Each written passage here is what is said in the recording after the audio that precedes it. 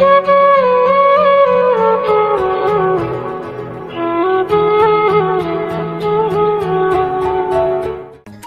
Viewers, আমাদের চ্যানেলের ভিডিওর নোটিফিকেশন সবার আগে পেতে চাইলে নিচে থাকা সাবস্ক্রাইব বাটনটি ক্লিক করে পাশে থাকা বেল আইকনটি বাজিয়ে দিন। আর হ্যাঁ, ভিডিওতে লাইক দিয়ে শেয়ার দিতে মোটেও ভুলবেন না কিন্তু। দিলশাদের রাগ ধেয়ে ধেয়ে করে বেড়ে চলছে। স্নেহার কোমরে শক্ত করে চেপে ধরে থুতনিতে হাত রাখলো, চোখে চোখ রেখে বলল, ইউ আর মাই ওমেন, বলে যেও না আমাদের ডিভোর্স হয়নি। স্নেহা সঙ্গে সঙ্গে প্রতিবাদ করে বলল, ভুলে তো আপনি গিয়েছেন মিস্টার আমরিন। খাতা কলমে না হোক, আলাদা আপনি নিজেই করে দিয়েছেন আমাদের সম্পর্কটাকে, যেদিন বের করে দিয়েছিলেন আমার। ডিভোর্সের খুব তাড়া, তাই না তোমার? হ্যাঁ, খুব তাড়া। মুক্তি চাই আমি আপনার থেকে। দিলশাদ ঠোঁট বাঁকিয়ে হাসলো, কানের কাছে মুখ নিয়ে ফিস ফিস করে বলল, ডিভোর্স দিব তোমার স্বপ্ন। স্নেহা হু হু করে কেঁদে উঠে দিলশাদের রুমটি থেকে বেরিয়ে যায়। স্নেহা নিজের কান্নার দমক সামলাতে বাহিরে আসতেই ম্যানেজার হুড়মুড় করে এসে বলল, মিস স্নেহা, আপনি আর এখানে চাকরি করতে পারবেন না, উপর থেকে অর্ডার এসেছে। স্নেহা চোখ মুছে হাসি মুখে বেরিয়ে আসে সেখান থেকে। এই কাজটুকু সে অনেক কষ্টে জোগাড় করেছিল, তাও গেল। দিলশাদের বাসা থেকে বের হওয়ার পর তালুকদার বাড়িতে ঠাঁই আর মেলেনি স্নেহার, তাই নিজের পথ নিজেই খুঁজে চলেছিল। এবার আর এই শহরে থাকবে না স্নেহা, চলে যাবে বহু দূরে। এইসব ভেবেই রাতের আধারে মিলিয়ে যেতে লাগলো স্নেহার ছায়ামূর্তি। এদিকে দূর থেকে গাড়ির সাথে হেলে নিকোটিনের ধোঁয়া ছাড়িয়ে স্নেহা চলার পানে তাকিয়ে আছে। এই ছায়ামূর্তিটিকে সে ঘৃণা করে, তবুও কেন মনের কোণে মানুষটির জন্য কষ্ট হয়? কেন ছুটে আসে দিলশাদ এই মানুষটির পেছনে? কেন হাজার কষ্ট দিয়েও নিজের মনের কোণে ক্ষত অনুভব করে? দিলশাদ আকাশের দিকে তাকিয়ে ধোঁয়া ছাড়লো নিকোটিনের। আকাশে আজ এক চিলতে চাঁদ উঠেছে, অথচ চাঁদের মাঝে আজ নেই কোনো আলো, নেই কোনো প্রাণ, নেই কোনো ছন্দ। ঠিক দিলশাদের বুকের ভেতরটার মতো। দিলশাদ সপ্তপর্ণে শ্বাসটুকু লুকিয়ে নিল। গাড়িতে ওঠার জন্য এগিয়ে যেতেই দিলশাদের চোখ পড়ল এক কপত কপতির উপর, যারা একে অপরকে আষ্টে বৃষ্টে জড়িয়ে চুম্বন করছে। দিলশাদের হঠাৎ করে মেয়েটির মুখ দেখে চমকে গেল। কয়েক সেকেন্ড থমকে গেল তার হার্টবিট। বুকের ভিতর খুশির এক ঝলক উকি দিলেও পর মুহূর্তে মিলে গেল মেয়েটির পাশে লোকটিকে দেখে। দিলশাদের পায়ের রক্ত যেন মাথায় উঠে গেল। দিলশাদ এগিয়ে গেল, থমথমে কণ্ঠে, হাড় কাঁপানো কণ্ঠে ডাকলো, সেহের। সেহের তার নতুন বয়ফ্রেন্ডের সাথে ডেটে এসেছিল আজ। দিলশাদকে দেখে আতঙ্কিত হলো। তার বয়ফ্রেন্ডের জ্যাকেট শক্ত করে মুঠ করে চেপে ধরলো, ভয়ে ভয়ে বলল, দিলশাদ। দিলশাদ ঠান্ডা কণ্ঠে বলল, আমাকে কেন ঠকালে? সেহের দিলশাদ লাল লাল নিষ্প্রভ চাহনি দেখে কাঁপতে লাগলো, বলল, আমি এত বড় নাটক কেন করলে? সেহের যেন হঠাৎ দিলশাদের আগমনে কথা ভুলেই গেছে। কি বলবে সে, কি উত্তর দিবে খুঁজে পাচ্ছে না। দিলশাদ এবার ধমকে উঠল। তা দেখে সেহের কেঁদে দিল। তখনই তার বয়ফ্রেন্ড বলল, আশ্চর্যজনক তো, কে আপনি? আমার সামনে আমার গফকে ধমকাচ্ছেন? দিলশাদ এবার সরাসরি ছেলেটির দিকে তাকালো। দিলশাদের ধারালো চোখের দৃষ্টিতে ছেলেটি মুহূর্তেই লেজ গুটিয়ে পালালো। তা দেখে সেহের আরো ঘাবড়ে গেল। দিলশাদ এবার সেহেরের দিকে তেড়ে গিয়ে চিৎকার করে বলল, আমি সত্যি জানতে চাই। সেহের কান চেপে ধরে। দিলশাদের ভয়ানক কণ্ঠ আর তার কান সইতে পারছে না। সেহের না পেরে সব সত্য বলে দেয়, আমি তোমার থেকে পালাতে চেয়েছিলাম, বিয়ে করতে চাইনি তোমাকে। আমি তো তোমার লাইফে এনজয় করতে চেয়েছিলাম, কিন্তু কিন্তু তুমি আমাকে সবসময় বাধা দিয়েছো। এটা করো না, ওটা করো না, এটা তোমার পছন্দ না, ওইটা তোমার পছন্দ না। আমি হাঁফিয়ে উঠেছিলাম, তাই চলে গেছিলাম। দিলশাদ কষে এক চড় বসালো সেহেরের গালে। এই মেয়েটির জন্য স্নেহাকে কতই না টর্চার করেছে সে, এই মেয়েটির জন্য। দিলশাদ এবার সেহেরের দিকে তীক্ষ্ণ চোখে তাকিয়ে বলল, তোমাকে ভালোবাসা আমার জীবনের সব থেকে বড় ভুল। বলেই হাত বাড়িয়ে দিল তার দিকে। সেহের গালে হাত দিয়ে তাকিয়ে রইল শুধু। দিলশাদ ঠিক কী জন্য হাত বাড়িয়েছে বুঝতে পারছে না সে, কিন্তু যখনই দিলশাদ সেহেরের গলায় থাকা দিলশাদের নামের তাবিজটির লকেটটির দিকে হাত বাড়ায়, সেহের দূরে সরে গিয়ে বলে, এটা কি করছো? এটা আমার লকেট। এইটা আমার লকেট। সেহের লকেটটি আরো শক্ত করে ধরে বলল, না, এটা তোমার না, এটা তো স্নেহার। দিলশাদ এই একটি বাক্য শুনে যেন দম আটকে এলো। পুরো দুনিয়া উল্টে যেতে লাগলো তার। কাপা হাতে সেহেরের গলা থেকে টেনে ছিঁড়ে নিল লকেটটি, হাতের মুঠোয় নিয়ে দেখলো অপলক। হঠাৎ অজান্তেই ঝরে পড়লো গড়িয়ে শক্ত মনের মানুষটির চোখের জল। দিলশাদ ভিজে গলায় বলল, আমি আমি এই লকেটটি স্নেহাকে পরিয়েছিলাম আমার ছোটবেলার ভালোবাসাকে বড় হয়ে চিনতে পারার জন্য। আর আজ তোমার জন্য আমি আমার ভালোবাসার মানুষটিকে কতটা অপমান করেছি, কতটা অন্যায় করেছি শুধু তোমার মতো মিথ্যাবাদীর জন্য। সেহের এবার আরো ভয় পেয়ে গেল।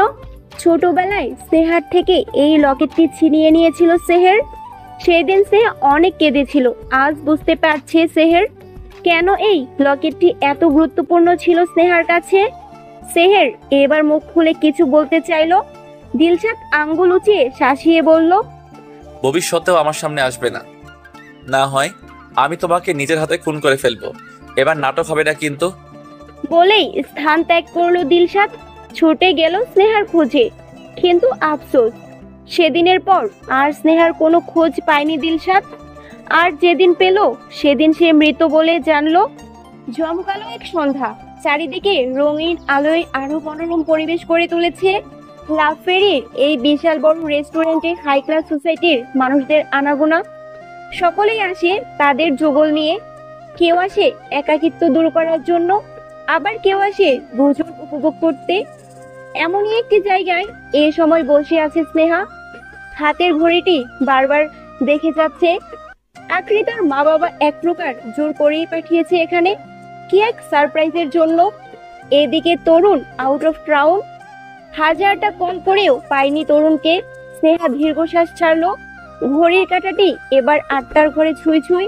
স্নেহা বিরক্তি বোধ করছে খুব। কে এমন আসবে তাকে সারপ্রাইজ করার জন্য? তার জন্যই বা তার এত অপেক্ষা। মনের কোণে পরক্ষণেই প্রশ্ন উঠলো, আকৃতা শেখের কোনো বয়ফ্রেন্ড নেই তো, বা কোনো বাগদত্তা? এই জন্যই কি মা এখানে পাঠিয়েছে? তরুণ ভাইয়া তো তেমন কিছু উল্লেখ করেননি। কিছু মুহূর্তেই ভয়ে হাত পা ঠান্ডা হয়ে গেল স্নেহার। স্নেহা এই মুহূর্তে কি করতে পারে, কি করবে সে? কোনো রকম ব্যাগ হাতে নিয়ে ছুটে বেরিয়ে যাবার জন্য উঠতেই কেউ একজন হাত টেনে ধরলো পিছন থেকে। Hey beautiful, you miss me? Sneha থমকে দাঁড়িয়ে পড়লো। সামনের মানুষটিকে দেখে তার চোখ কোটর থেকে বেরিয়ে আসার উপক্রম। এখনকার যুগের পপ সিঙ্গার মাহাত জেন দাঁড়িয়ে আছেন তার সামনে। সুদর্শন যুবক, বাস্তবে যেন আরো সুন্দর। স্নেহা যেন হারিয়ে যাচ্ছিল লোকটির রূপের মায়াজালে। এই কোথায় হারিয়ে গেলে? স্নেহার চোখের সামনে চুটকি বাজিয়ে ঠোঁটের কোণে মুচকি হেসে বলল কথাটুকু মাহাত। স্নেহা যেন এবার ধ্যান ফিরলো, বলল, আপনি আপনি কে?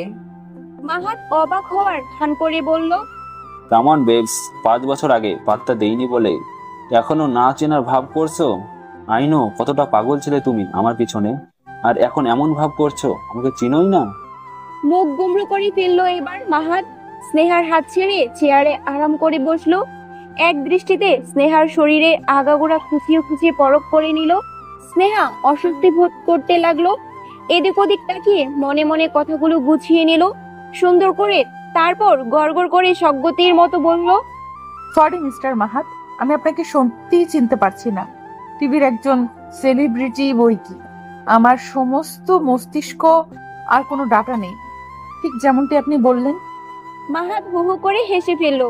স্নেহার হাতটুকু টেনে পাশের চেয়ারটিতে বসালো অনেকটা জোর করে। তারপর বলল, আই এম সরি, বাট তুমি সত্যি আমাকে ভুলে গেছো নাকি মিথ্যা বলছো? বাহানা মারছো না তো আমার সাথে, রাইট? এতটুকু বলেই আবার সাথে সাথে মুখের ভাব সিরিয়াস করে ফেললো। দু হাতের মুঠোয় ভরে নিল স্নেহার মুখমণ্ডল, বলল, আকৃতা লুক, আমি সত্যি পাগল ছিলাম, তোমার ভালোবাসাটা বুঝিনি, প্লিজ ফরগিভ মি। জানো আমি এই 5 বছর তোমার অপেক্ষা করেছি। আন্টি যদি আমায় না জানাতো তুমি ফিরে এসেছো, আমি হয়তো জানতেই পারতাম না। যা হয়েছে সব পিছে ফেলে চলো এবার নতুন জীবন শুরু করি আমরা। বলেই মাহাত জড়িয়ে ধরলো স্নেহাকে। স্নেহার সারা শরীর কেমন যেন করে উঠলো। মাহাদের স্পর্শে কেমন যেন অপবিত্র মনে হচ্ছে। এমন তো হয়নি কখনো দিলশাদের স্পর্শে। তাকে মনে প্রাণে ভালোবাসে বলেই কি? স্নেহা ধাক্কা দিয়ে সরিয়ে দিল মাহাতকে। সেখান থেকে উঠে দাঁড়িয়ে চেঁচিয়ে বলে উঠলো, মিস্টার মাহাত, দূরে থাকুন আমার থেকে। আমি আপনাকে চিনি না, ব্যাস। এরপরে কখনো আমার কাছে আসার চেষ্টা করবেন না, আমাকে স্পর্শ করার চেষ্টা করবেন না। বলেই গটগট করে বেরিয়ে গেল সেখান থেকে। লাভ ফেরির বাম পাশ দিয়ে হাঁটার পথেই বার এরিয়ার সামনে এসে থমকালো স্নেহা। দিলশাদ বসে আছে সেখানে, ড্রিঙ্কস করছে। দিলশাদের চোখ মুখ কেমন যেন ফ্যাকাশে হয়ে আছে। হয়তো কিছু হয়েছে। পরক্ষণেই ভাবলো, যা ইচ্ছে হোক, চলোই যাক, স্নেহার কি। আজ এই দিলশাদ আমরিনকে ভালোবাসে সে সর্বনাশী। স্নেহা দাঁড়ালো না, চলে গেল সেখান থেকে। দরজার কাছে এসে দাঁড়াতেই আবারও পিছন ফিরে চাইলো একবার। এ কি, লোকটি তো পড়েই যাচ্ছে, যেন কোনো হুঁশ নেই। স্নেহার আধার মনে ক্ষণিকের জন্য আলো নিভে আবার জ্বলে উঠেছে। কি করবে সে, কি করবে? মন বলছে ছুটে যা, সাহায্য কর, কিন্তু মস্তিষ্ক বলছে সাবধান। দিলশাদের বেহাল দেখে স্নেহা মনের কাছে হেরে গেল। ছুটে গিয়ে ধরে ফেললো স্নেহা। দিলশাদ নেশায় ডুবে বিড়বিড় করে বলছে, Sneha please come back, please ফিরে এসো। আমি জানি তুমি মরনি, তুমি বেঁচে আছো। স্নেহা আই লাভ ইউ, ভালোবাসি, খুব ভালোবাসি। স্নেহার বুকে মোচড় দিয়ে উঠলো। কান্নাগুলো দলা পাখি আটকে গেল কণ্ঠনালীতে। নিজেকে সামলে কাপা কাপা কণ্ঠে বলল স্নেহা, মিস্টার আমরিন, সামলান নিজেকে। দিলশাদ ফিচলে হাসলো, বিড়বিড় করতেই লাগলো। হয়তো নিজের ভাগ্যের উপর ক্ষোভটা বেশি তার। শুরু থেকে যাকে ভালোবাসলো তাকেই কতভাবে কষ্ট দিল, কত লাঞ্ছিত করলো। দিলশাদ এবার আর হাঁটার উপযোগী রইল না। না পেরে স্নেহার লাভ ফেরির একটি রুম বুক করলো। দিলশাদকে রুমটিতে নিয়ে গিয়ে শুয়ে দিল। ফর্সা মুখে আদলখানা লাল টুকটুকি হয়ে আছে দিলশাদের, চোখগুলোও যেন রক্তবর্ণ। নিজেকে এভাবে টর্চার করে দিলশাদ কি প্রুভ করতে চাইছে? সে দেবদাস হয়ে গেছে পারুলের জন্য, না স্নেহার জন্য? এই ভালোবাসাটুকু কই ছিল তখন, যখন স্নেহাকে কষ্ট দিত দিলশাদ? স্নেহা দিলশাদের মায়াবী মুখ দেখে তার হু হু করে কান্না পেল। মনের অজান্তে চোখ জোড়া পানি টলমল করিয়ে বড় বড় পানির ফোঁটা ছিটকে পড়লো। স্নেহার কষ্ট হচ্ছে খুব। সে যে দিলশাদকে কষ্ট দিয়ে খুব খুশি তা মোটেও না। স্নেহা হা করে দম ছাড়লো।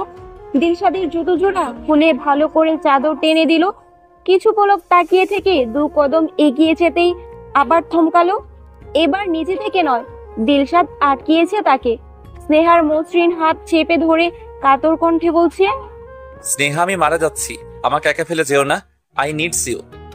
স্নেহা ফুপিয়ে উঠলো। এইটুকু ভালোবাসাই তো চাওয়ার ছিল, কই তখন তো পায়নি স্নেহা। স্নেহা হাত ছাড়িয়ে নেওয়ার চেষ্টা করলো, কিন্তু হলো না কোনো লাভ। হ্যাচকা টানে দিলশাদ স্নেহাকে তার বুকের উপর ফেললো। শক্ত করে চেপে স্নেহার নরম ঠোঁটগুলো নিয়ে নিল নিজের ঠোঁটের আয়ত্তে। স্নেহা ছুটোছুটি করলো, নিজেকে ছাড়িয়ে নিবার বৃথা চেষ্টা করলো, কিন্তু পারলো না। এদিকে দিলশাদ পাগলের মতো চুম্বন করে যাচ্ছে স্নেহার ঠোঁটে, গলায়, গালে। এমনকি দিলশাদের প্রতিটি ভালোবাসার ছাপ রেখে যাচ্ছে স্নেহার লতানো দেহে। সময় পার হতে লাগলো। আজকের রাতটুকু স্নেহার জন্য ছিল অকল্পনীয়। লাভ ফেরির এই রুমটি আজ সাক্ষী স্নেহা আর দিলশাদের ভালোবাসার মুহূর্তগুলোর। দিলশাদ ঘুমিয়ে আছে, খালি পিঠে স্নেহার নখের আঁচড়ের দাগ দৃশ্যমান। স্নেহা পাশেই বসে ঘুমন্ত রাজকুমারকে দেখলো। লোকটি হুঁশে ছিল না, তবুও তার শক্তিতে স্নেহা পেরে ওঠেনি। স্নেহা এবার নিজের কাপড়গুলো পরে নিল। কেন যেন আজকের এই সময়টুকু নিয়ে স্নেহার মনে কোনো অস্বস্তিকর অনুভূতি হচ্ছে না। না সে পস্তাচ্ছে, তবে হ্যাঁ, মুসাফির যখন অনেক দিনের তৃষ্ণার পর পানি পেয়ে যেমন সন্তুষ্ট লাভ করে, স্নেহা ঠিক তেমনই অনুভব করছে। লোকটিকে চাইলেও সে মন থেকে কখনোই ঘৃণা করতে পারে না, আবার ক্ষমাও করতে পারে না। স্নেহা ঘন কালো আকাশের দিকে চাইলো। হয়তো আজকের রাতটুকুর কথা দিলশাদের মনে থাকবে না। স্নেহা অনেকদিন পর আজ সেহেরের কাছে এসেছে। সেহেরের অবস্থা খুব বেশি একটা ভালো না। স্নেহা তার শর্ত আবারও রিপিট করতেই সেহের রাজি হয়ে যায়। ফটফট করে সব বলতে থাকে। শুরু থেকে করা চলা স্নেহার সাথে সকল অত্যাচার সবকিছু স্বীকার করে সে এদিকে দিলশাদের বার বিন্দুর হুঁশ ফিরেছে। দিলশাদের পরিবারের সকলে ছুটে এসেছে হসপিটালে। বিন্দুকে আগের মতো স্বাভাবিক দেখে তারা খুশি। ঠিক সেই মুহূর্তে বিন্দু প্রশ্ন করে ওঠে এদিক সেদিক তাকিয়ে, দিলশাদ, নেহা নেহা কই? ঠিক আছে তো? দিলশাদ দীর্ঘশ্বাস ছাড়লো বিন্দুর অগোচরে। মা, স্নেহা নেই। বিন্দু চোখে মুখে দুঃখজনক আর অনুশোচনার ভাব, চোখ টলমল করে বলল, কোথায় কোথায় সে? দিলশাদ মায়ের পাশ থেকে উঠে দাঁড়ালো। কয়েক কদম হেঁটে এলো খোলা জানালাটার পাশে। শশ মিষ্টি বাতাস শরীরের লোমকূপে স্পর্শ করে হারিয়ে যাচ্ছে আবারও শূন্যে। বাহিরের টিম টিম লাল হলদি আভা ঝলছে। হসপিটালের সামনে বড় মাঠ, আর তার পাশে দুটি কয়েক দাঁড়িয়ে থাকা বটগাছ উঁকি দিচ্ছে। বটগাছের ডালপালার মাঝে বসে আছে জোড়ায় জোড়ায় কিছু সংখ্যক পাখি। দিলশাদ মনোযোগ সহকারে দুটি পাখির দিকে তাকিয়ে রইল। নির্বিচ্ছিন্ন রাতের আধারে দুটি পাখির ভালোবাসার অন্তরঙ্গ কিছু মুহূর্ত বুক কাঁপিয়ে তুলল দিলশাদের। হঠাৎ অনুভব করলো চোখ দুটি তার জ্বলছে। দিলশাদ চোখ বুঝে ফেললো। ঝড়ো হাওয়ার মতো আরো একবার গায়ে আছড়ে পড়লো হিমশীতল বাতাস। ভেসে উঠলো চোখের পাতায় ছোট্ট একটি বাচ্চা মেয়ের অসহায়ত্ব মুখ, যার বড় বড় দুটি চোখ দিয়ে দিলশাদকে দেখছিল প্রথম। আপেলের মতো দুটো লাল গালে হাত রেখে বিদায় জানিয়েছিল সেই দিন। মাঝে মাঝে হুট করে বয়ে আনা কিছু খেলনা, খাবার, চিপস, চকলেট সবকিছু মনে পড়লো দিলশাদের। স্নেহার ছোট্ট পুতুলটি তা তো এখনো পড়ে আছে দিলশাদের পুরনো আলমারিতে। দিলশাদ চোখ খুলল। ঠান্ডা কণ্ঠ হলেও কেমন যেন হেরে যাওয়া মানুষ বা তার সব নিঃস্ব এমন ভাবে বলল, মা, এমনটা কেন হয়? আমরা যাকে চাই তাকে কখনো পাই না, আর যাকে পাই তাকে মূল্য দিতে জানি না। বিন্দু হয়তো ছেলের কষ্টটা উপলব্ধি করতে পেরেছে। এইটাই নিয়ম বাবা। আমরা প্রতিটা মানুষ যদি যা পেতাম তাতেই সন্তুষ্ট হতাম, তাহলে আর কোনো কিছু চাহিদা আমাদের থাকতো না। ভেদাভেদ থাকতো না, হিংসা, বিদ্বেষ, অহংকার থাকতো না, অনুশোচনা, অনুতাপ থাকতো না। দিলশাদ এবার ঘুরে দাঁড়ালো বিন্দুর দিকে। চোখ দুটি অফুরন্ত লাল হয়ে গেছে। এই বুঝি টোপ করে রক্তের ফোঁটা ছলকে পড়বে। দিলশাদের ফ্যাকাশে ঠান্ডা মুখ আর লাল চোখ দেখে বিন্দু ঘাবড়ে গেল। আতঙ্কিত হয়ে বিচলিত হয়ে বলল, দিলশাদ, কি হয়েছে? বাচ্চা, এদিকে আয়। দিলশাদ, আমার খুলে বল সব। ভয় হচ্ছে খুব আমার। দিলশাদ কাছে গেল না, নিষ্প্রভ চাহনিতে চেয়ে রইল মায়ের দিকে। বলল, মা, স্নেহা আমাদের থেকে অনেক দূরে চলে গেছে, অনেক দূরে। সে আর এই দুনিয়ার মানুষ না। বিন্দু পরক্ষণেই স্তব্ধ হয়ে গেল। হয়তো নিজের কানকে বিশ্বাস করতে কষ্ট হচ্ছে খুব।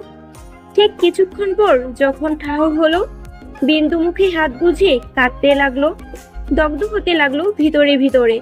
অপরাধ বোধটুকু ভিতরে ভিতরে কুকড়ে খেতে লাগলো। বুকে চেপে ঘন ঘন শ্বাস আর নাক টেনে বলতে লাগলো, এ কি হয়ে গেল আমার স্নেহা? দিলশাদ আবারও জানালার দিকে ঘুরে গেল, হয়তো নিজের চোখের জল লুকাতে, নয়তো মনের কষ্ট। আকৃতা মা, তোমার পায়ে পড়ি, আমার মেয়ে কোথায় আছে বলে দাও। আকৃতা চোখে মুখে বিরক্তির ছাপ ফুটে উঠল তালুকদার বংশের এই দুজনের নর নারীর উপর। বলল, মিস্টার এন্ড মিসেস তালুকদার, আমি কতবার বলবো আপনার মেয়ের খবর আমি জানি না? সাইরা তালুকদার আঁচলে মুখ লুকালেন কাঁদতে কাঁদতে। আজ কতদিন দেখি না মেয়েটা কেমন আছে, কোথায় আছে, কি করছে। স্নেহার মন চাইল জোরে জোরে হাসার জন্য, কিন্তু সামলে নিল। বলল, শুনেছি আপনার মেয়ে নাকি হুটহাট গায়েব হয়ে আবার ফিরে আসার রেকর্ড আছে। চিন্তা করছেন কেন? হয়তো নতুন কোনো বয়ফ্রেন্ডের সাথে সময় কাটাচ্ছে। মাথা হেট করে ফেললো তারা। স্নেহা পথ কাটিয়ে চলে যেতে নিয়ে পিছনে ফিরে চাইল। তার নতুন জন্মের পর তরুণের পরিবার অফুরন্ত ভালোবাসা তাকে দিয়েছে, অথচ পুরনো জীবনে এই ব্যক্তি দুটোই ব্যবহার করেছে স্নেহাকে। স্নেহা আবারও জগিং শুরু করলো। পিছনে ফেলে গেল পুরনো অতীত, দিনের মধ্যভাগ। দিলশাদের সামনে আবারও চেনা পরিচিত দুটি মুখ বসে আছেন। দিলশাদ তার ল্যাপটপ থেকে মাথা তুলে আরেক পলক সামনে তাকালো। বলল, আঙ্কেল আন্টি, আমি এবার শুধু এই জন্য সাহায্য করছি কারণ আপনি স্নেহাকে লালন পালন করেছেন, তাই তা না হলে এই অফিসে ঢোকার মতো সাহস পেতেন না। সায়রা তালুকদার দিলশাদকে অনেক কষ্টে ধন্যবাদ দিয়ে বিদায় হলো। দিলশাদ কাউকে কল করলো। তোমাকে কিছুদিন আগে কাউকে খোঁজার দায়িত্ব দিয়েছিলাম। ওপাশ থেকে আর কোনো কথা শোনা গেল না। দিলশাদ বলল, আমি কালকের খবরটা চাই। বলেই ফোন কেটে দিল এবং নিজের কাজে আবারও ব্যস্ত করে নিল নিজেকে। স্নেহা আজ শপিং মলে এসে ইচ্ছে করে নয়, অনেকটা জোর করেই মাহাত তাকে নিয়ে এসেছে একটা নামি দামি বড় একটি শপিং মলে। মাহাত বলল, বিউটিফুল, ট্রাই দিস। স্নেহা অবাক হয়ে তাকালো। পিঠ খোলা আর সামনের সাইডের বড় গলা। ইনফ্যাক্ট যে কোনো মেয়ের বুকের ভাঁজ এই ড্রেসে দৃশ্যমান হবে। স্নেহা নাক ছিটকে বলল, আমি সব পরবো না। মাহাত চোখ রাঙালো। স্নেহার কাঁধে শক্ত করে হাত রেখে বলল, বিউটিফুল, আমার না শোনা পছন্দ নয়। ভুলে যেও না, তুমি আর আমি খুব শীঘ্র একই বাঁধনে বাঁধতে যাচ্ছি। স্নেহা দাঁত কিরমির করে বলল, হব হইনি, এখন অধিকারটা আপনাকে দিইনি। স্নেহার কাঁধের উপর হাতটি মাহাদের শক্ত হলো। তুমি কি চাইছো আন্টিকে আমি কল করি? রাগান্বিত কণ্ঠে বলল মাহাত। স্নেহা অসহায়ের মতো চাইল। এই ছেলেটি তার জীবন হেল করে দিয়েছে। মাঝে মাঝে মন বলে, ছেড়ে দে ভাই, কাইন্দা বাঁচি। এদিকে বিয়ে বিয়ে করে মাথা নষ্ট করে ফেলেছে তরুণের মা। কি করবে এমন অবস্থা? কবে যে আসবে তরুণ? স্নেহা সুপ্তপর্ণে শ্বাস লুকালো। হাতের ড্রেসটি টেনে নিয়ে চলে গেল ট্রায়াল রুমে। মাহাদের দেয়া সাদা রঙের খুব সুন্দর একটি গ্রাউন্ড পরে নিল স্নেহা। আয়নায় নিজেকে দেখে কিছুটা থমকে গেল। ওয়েস্টার্ন গ্রাউন্ডে অনেক সুন্দর লাগছে তাকে। ঠিক সেই মুহূর্তে দরজা খুলে গেল। এক ঝটকায় পিছনে ফিরতেই ভেসে উঠল একটি মুখ, যার আগমনে লোকটির পিছনের সব আলো লুকিয়ে পড়ল। শুধু জলজল করতে লাগলো স্নেহার মুখমণ্ডল। ধীর পায়ে এগিয়ে এলো সে। খুব কাছে, খুব কাছে, এতটাই কাছে যে স্নেহার দ্রুত গতিতে চলা হার্টবিট সামনের লোকটি অনায়াসে শুনতে পারছে। স্নেহা কাচের আয়নার সাথে লেগে গেছে। লোকটা তার এত কাছে। স্নেহার হুট করেই সেদিনের রাতের কথাগুলো মনে পড়তে লাগলো এক এক করে। শরীরে তখন নতুন এক অদ্ভুত অনুভূতির দোলা খেলা। স্নেহা ঘেমে নিয়ে একাকার, গলাটা শুকিয়ে কাট। লোকটি নিঃশ্বাস পড়ছে স্নেহার চোখে মুখে আর ঠোঁটে। স্নেহা বিড়বিড় করে বলল, দিলশাদ। স্নেহা শক্ত করে চোখ বুঝিয়ে রাখলো। হঠাৎ করেই ঘামতে শুরু করলো। অনেকক্ষণ এভাবে কেটে যাওয়ার পর স্নেহা ধীরে ধীরে চোখ খুলল। এক চিলতে আলোর ঝিলিক স্নেহার বড় বড় চোখ জোড়ায় জ্বালা করতে লাগলো। স্নেহা আবারও চোখ বুঝে ধীরে ধীরে চাইলো। না, সামনে কেউ নেই, কিচ্ছুটেই নেই, নেই কোনো মানব অবয়ব। স্নেহা স্থির শ্বাস ছাড়লো। কিন্তু ঝিমঝিম করতে লাগলো স্নেহার শরীর। চোখের সামনে আধার নেমে এলো মুহূর্তেই। সঙ্গে সঙ্গে লুটিয়ে পড়লো মাটিতে। অনেকক্ষণ যাবৎ স্নেহাকে বের হতে না দেখে মাহাত নিজেই এগিয়ে গেল ট্রায়াল রুমের দিকে। নক করলো সে। আকৃতা, আকৃতা, এতক্ষণ সময় লাগছে কেন? Are you okay? ভিতর থেকে কোনো রা শব্দ এলো না। মাহাত আবারও নক করলো, কিন্তু এবারও কোনো সারা শব্দ নেই। মাহাদের কপালে এবার টেনশনের রেখা ফুটে উঠল। এক ধাক্কা দিয়ে দরজা খুলে ভিতরে ঢুকতেই স্নেহার নিথর দেহ মাটিতে লুটিয়ে পড়তে দেখে নিজের কোলে তুলে নিল। ডানে নয় বামে নয়, সোজা হসপিটালে নিয়ে এলো তাকে। কিছুক্ষণ পর ডাক্তার খুশি খুশি কণ্ঠে বললেন, মিস্টার আকৃতা, আপনি মা হতে চলছেন। মাহাত থতমত খেয়ে গেল এমন একটি বাক্য শুনে। স্নেহা চমকালো, সাথে সাথে উঠে বসলো। নিজের পেটের মাঝে হাত রেখে বলল, আমি প্রেগনেন্ট। স্নেহা ফুপিয়ে উঠল। এটা কি খুশির কান্না নাকি দুঃখের? কিন্তু সে তো পিল খেয়েছিল। তাহলে স্নেহার ভাবনার মাঝেই মাহাদের থমথমে কণ্ঠ ভেসে এলো, আকৃতা, এসব কি? স্নেহা চোখ মুছলো। পেটের মাঝে হাত রেখেই ভাবলেশীন ভাবে বলল, মিস্টার মাহাত, আপনার সত্যিটা এবার জানা উচিত। আমি আকৃতা নই, আমি স্নেহা। মাহাদের পায়ের নিচ থেকে যেন মাটি সরে গেল। হাত দুটো শক্ত করে নিয়ে নিজের অনুভূতিগুলো দাবিয়ে রাখার চেষ্টা করলো। বলল, তুমি তুমি মিথ্যা বলছো। তুমি আকৃতা? আমি জানি আকৃতা, আমি তোমাকে অনেক কষ্ট দিয়েছি, তাই বলে এভাবে আমাকে ফিরিয়ে দিও না। লাস্ট কথাটুকুতেই ব্যাকুলতা ভেসে উঠল মাহাদের কণ্ঠে। স্নেহা ফিকে হাসলো, বলল, এমন কেন হয়? আপনি যাকে বেশি ভালোবাসেন সেই ব্যক্তি আপনাকে কষ্ট দেয়, দূরে ঠেলে দেয়। আবার সেই ব্যক্তি যখন দূরে চলে যেতে চায় বা চলে যায়, তখন আপনারা তাকে কাছে পাবার জন্য লড়াই করেন। ভালোবাসার মানুষকে কখনো হারিয়ে যেতে দিতে নেই মিস্টার মাহাত। আকৃতা আপনাকে অনেক ভালোবাসতো। আফসোস আপনি বুঝতে পারেননি সময় মতো। মাহাত পিছিয়ে গেল, বলল, ভালোবাসতো মানে? আকৃতা কোথায় এখন? স্নেহা মাহাদের দিকে তাকালো। লোকটির কণ্ঠ কাঁপছে। আবারও চোখ ফিরে রাতের আধারে ভেসে থাকা তারার দিকে ইশারা করে বলল, আমাদের অনাথ আশ্রমের একজন সিস্টার ছিলেন, খুব আদর করতেন আমায়। রাতে যখন বাবা মার জন্য কান্না করতাম, বলতেন মানুষ মারা গেলে নাকি তারা হয়ে যায়। যদিও কথাটি এখন বুঝতে পারি ভিত্তিহীন, তবে মনের শান্তির জন্য এখনো আকাশে তাকিয়ে আমার বাবা মার মুক্তি দেখার চেষ্টা করি। মাহাদের চোখ থেকে জল গড়িয়ে পড়লো। সুদর্শন মুখ লাল হয়ে গেল। ছিটকে বেরিয়ে গেল স্নেহার কেবিন থেকে। হঠাৎ করে মনে হতে লাগলো তার শ্বাসকষ্ট হচ্ছে। এক্ষুনি নিশ্চয়ই সে দম আটকে মারা যাবে। এদিকে স্নেহা নিজের পেটের মাঝে হাত বুলিয়ে যেতে লাগলো। আগের বার তার বাচ্চাটি পৃথিবীর বুকে আসার আগেই হারিয়ে গিয়েছিল। এবার এবার কি করবে স্নেহা? বাচ্চাকে নষ্ট করে ফেলবে, নাকি এই সুন্দর পৃথিবীর মুখ দেখাবে?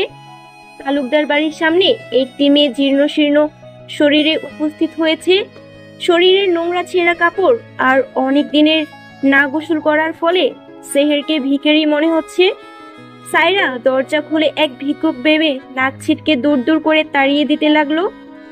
সেহের নিজের মাকে শক্ত করে জড়িয়ে ধরে কান্না জড়িত কণ্ঠে বলল, মা, আমি সেহের, তোমার সেহের। সাইরা অবাক হয়ে গেল। কিছুক্ষণ আগে ভিখারি ভেবে যাকে তাড়িয়ে দিচ্ছিল তাকে কাছে টেনে নিল। মা মেয়ে দুজনেই ডুকরে কেঁদে উঠল। সাইরা বলল, তুই কোথায় ছিলিস এতদিন? এই হাল কেন রে তোর? সেহের তার মাকে সব খুলে বলল। মা, মা, এসব ওই আকৃতা করেছে। সাইরা রেগে কিরমির করে উঠল। ওকে আজ আমি জমের ঘরে পাঠাবো। সেহের আটকালো। মা, এখন না, পরশু আমার জন্মদিন, সেই দিন না হয় ওকে শিক্ষা দেব। সাইরা তালুকদার সেহেরের মাথায় হাত বুলিয়ে বলল, আহারে, আমার মেয়েটার কি হাল করেছে ডাইনিটা। দেখতে দেখতে সময়ের পরিবর্তন হতে থাকলো। সেহেরের ধুমধাম জন্মদিনে তালুকদার বংশ ধুমধাম করে আয়োজন করা হলো। এদিকে আমরিন পরিবার, শেখ পরিবার সহ সবাইকে দাওয়াত করা হলো। আকৃতা শেখ তার মায়ের সাথে পা রাখলেন হলে। সেহের দূর থেকে দেখে বাঁকা হাসলো, মনে মনে বলল, স্নেহা, তুমি আমাকে ছেড়ে দিয়েছো, অনেক ভুল করেছো। সেবার মারতে পারিনি, কিন্তু এবার আর ছাড়ছি না তোমায়। এদিকে জমকালো সন্ধ্যা। টুইস্টের যেন শেষ নেই। বড় বড় নামি দামি মানুষের সামনে সেহের কেক কাটলো। দিলশাদ না চাইতেও রোবটের মতো দাঁড়িয়ে আছে। স্নেহা দূর থেকে লোকটিকে দেখছে। আচ্ছা, আজ এই লোকটি যখন জানবে যেই সেহেরকে তার মায়ের জান বাঁচানোর জন্য এতটা প্রাধান্য দিচ্ছে, সেই সেহের তার মাকে মারতে চেয়েছে, কি করবে দিলশাদ? স্নেহা জুসের গ্লাসে চুমুক দিল। সেহেরের এবার কেক কাটার পালা। সকলের অ্যাটেনশন সেহেরের দিকে। সেহের কেক কাটলো। সেহের তার বাবা মাকে কেক খাইয়ে দিল, দিলশাদের মুখে তুলে দিতে নিল। ঠিক সেই সময় পুরো হলের আলো বন্ধ হয়ে গেল। আর তখনই সামনের পর্দায় ভেসে উঠল সেহেরের প্রতিচ্ছবি। হ্যাঁ, আমি খুন করেছি স্নেহাকে। আমি বিন্দু আন্টিকে মারতে চেয়েছি। আমি স্নেহার বাচ্চাকে এই পৃথিবীর মুখ দেখতে দেইনি। সকলেই জমে গেছে যেন নিজ নিজ জায়গায়। সেহের থরথর করে কাঁপতে লাগলো। আকৃতা শিখির দিকে কটমট করে তাকিয়ে রইল সে। আকৃতা জুসের শেষের ঢোক পান করে উঠে দাঁড়িয়ে পড়ল। ফ্লাইট ততক্ষণে জলজল করছে হল ঘটিতে। সেহেরের মনে হলো সেই আধার কেন চলে গেল, কেন তাকে নিয়ে গেল না? আকৃতা হাসলো। কর্মের ফল সবাইকে পেতে হয়, হয়তো এই দুনিয়ায় নয়তো পরের দুনিয়ায়। একেই বলে কর্মা। স্নেহা হেঁটে বেরিয়ে গেল হল ঘরটি থেকে। খুব ইচ্ছে হচ্ছিল দিলশাদের মুখটির দিকে একবার দেখবার। তখনই পিছন থেকে ভেসে এলো ধাম করে হওয়া একটি শব্দ। তারপর স্নেহার জীবনের কষ্ট শুরু হয়েছিল যেদিন তার বাবা এক কার অ্যাক্সিডেন্টে মারা যায়। যদিও অনাথ আশ্রমে সুপারভাইজার এটি তাকে বলেছে, বড় রাস্তার ধারে বড় একটা ট্রাকের সাথে ধাক্কা খায় স্নেহার বাবা মায়ের গাড়ি এবং খাইয়ে পড়ে যায়। তুমি জানি কিভাবে গাড়ি থেকে ছিটকে পড়ো, আমরা সেখানেই কুড়িয়ে পেয়েছি তোমাকে। স্নেহা ছোট থেকেই এই সত্যিটি শুনে এসেছে। বাবা মার স্মৃতি বলতে তার চোখে আবছায় দুজন নরনারীর প্রতিচ্ছবি ঘোলা হয়ে বেশি ওঠে। স্নেহা তাতেই সন্তুষ্ট ছিল।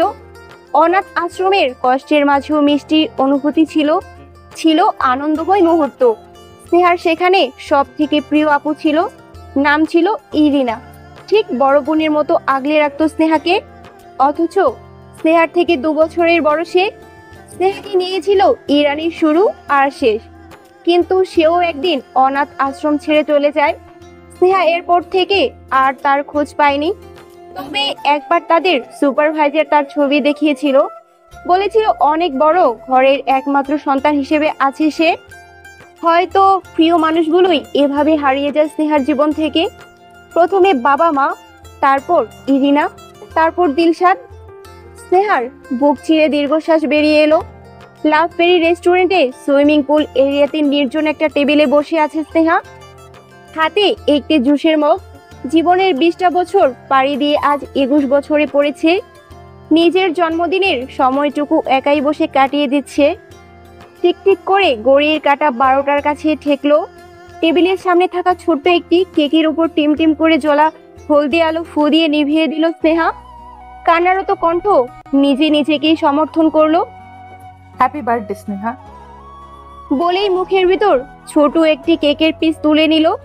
নিজের পেটের মাঝে হাত বুলিয়ে বলল, বেবি, আপনি জানেন আজ আমার বার্থডে। আম্মুর সাথে তুমিও উপভোগ করো কেক। খুব মজা, তাই না বেবি? তুমি আমাকে ছেড়ে কখনো যেও না, তাহলে এই শূন্য পৃথিবীতে আমি মৃত লাশ হয়ে যাব। আমি তোমাকে অনেক ভালোবাসবো, বাবা মা দুজনের ভালোবাসা দিব। স্নেহা হাসলো। সেই মুহূর্তেই একজন ওয়েটার এসে একটি ট্রে নিয়ে দাঁড়ালো তার টেবিলের সামনে। স্নেহা প্রশ্ন চোখে তাকাতেই ওয়েটার হাসি মুখে বলল, ম্যাম, আজ একজন কাস্টমারের ওয়াইফের বার্থডে, তাই উনি সবার সাথে কেক খাচ্ছেন। স্নেহা অবাক হলো, সাথে খুশি। এমন ভাগ্যবান কজন হয়? স্নেহা গ্রহণ করলো। সেই যুগলকে দেখার প্রবল ইচ্ছে লুকাতে না পেরে বলল, আপনি কি বলতে পারেন ওনারা কোন টেবিলে বসে? আমি এমন একজন মানুষকে ধন্যবাদ আর শুভকামনা দিব।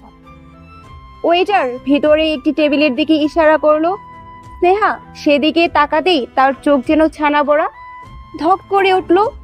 একাকী বসে আছে দিলশাদ, হাতে ছোট্ট একটি ছবি, যার দিকে এক দৃষ্টিতে তাকিয়ে আছে সে। স্নেহা না চাইতেও কিছুটা কাছে গিয়ে থমে গেল দিলশাদের মৃদু কথা শুনে। Happy birthday Sneha, I miss you, I love you, please come back.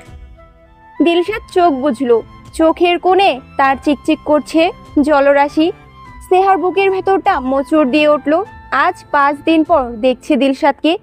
মনে হচ্ছে তার বয়স 10 বছর বেশি হয়ে গেছে। গোছালো মানুষটা আজকে এলোমেলো। দাড়ি হয়তো বেড়েছে কিছুটা, চুলগুলো পড়ছে কপালে। স্নেহার বুকের ভেতরটা ভার হয়ে গেল। সেদিন সেহেরকে উনি সকলের সামনে এক লাথি বসিয়েছিল পেটে, তারপর টেনে হিঁচড়ে মাটিতে ফেলে এলো পাথারি মেরেই চলেছিল। সেহেরের ফর্সা শরীর ক্ষত বিক্ষত করতে 2 সেকেন্ডও ভাবেনি দিলশাদ। দিলশাদের এমন কাজে সবাই হতভম্ব হয়ে গিয়েছিল। দিলশাদকে টেনে তার বাবা আর কিছু গার্ডস সরিয়ে নিয়েছিল। সেই আধমরা অবস্থাতেই সেহেরকে পুলিশের হাতে তুলে দেওয়া হয়। মেয়ের এত শত পাপ কর্ম দেখে তালুকদার বংশ হতভম্ব। চেয়েও মেয়েকে বাঁচাতে পারেনি। স্নেহার কানে সব এসেছিল। স্নেহা হাঁ করে শ্বাস নিল এবং পিছন ফিরে চলে যেতে নিতেই কারো বুকের সাথে ধাক্কা খেলো। মাথা তুলে তাকাতেই মাহাদের ফ্যাকাশে মুখটি ভেসে উঠল। স্নেহা নিজেকে সামলে নিয়ে বলল, মাহাদ, আপনি এখানে? আন্টি পাঠিয়েছে তোমায় খুঁজতে, টেনশন করছে উনি। তারপর মাহাদ পিছনে ফিরে দিলশাদকে এক পলক দেখলো। লোকটি থেকে সে তো কম কিছু না। তাহলে কেন তার আখরিতা তাকে একবার ভালো করে চেয়েও দেখলো না? এতটাই ইগনোর করে কেন? মাহাদের হিংসে হয়, বড্ড হিংসে হয়। মাহাদ কিছুটা শক্ত কণ্ঠে বলল, আকৃতা, পাস্ট ইজ পাস্ট। তুমি তোমার অতীতে স্নেহা হলেও এখন কিন্তু তুমি আকৃতা। কেন নিজের অতীতকে ভুলে এগিয়ে যাচ্ছ না? স্নেহা বলল, আমার চেহারা পাল্টেছে মাহাত, দেহটা আর মনটা না। কিছু অনুভূতি, কিছু স্মৃতি, কিছু মানুষ কখনো ভোলা যায় না। মাহাদের শরীর রাগে বিড়বিড় করে উঠল।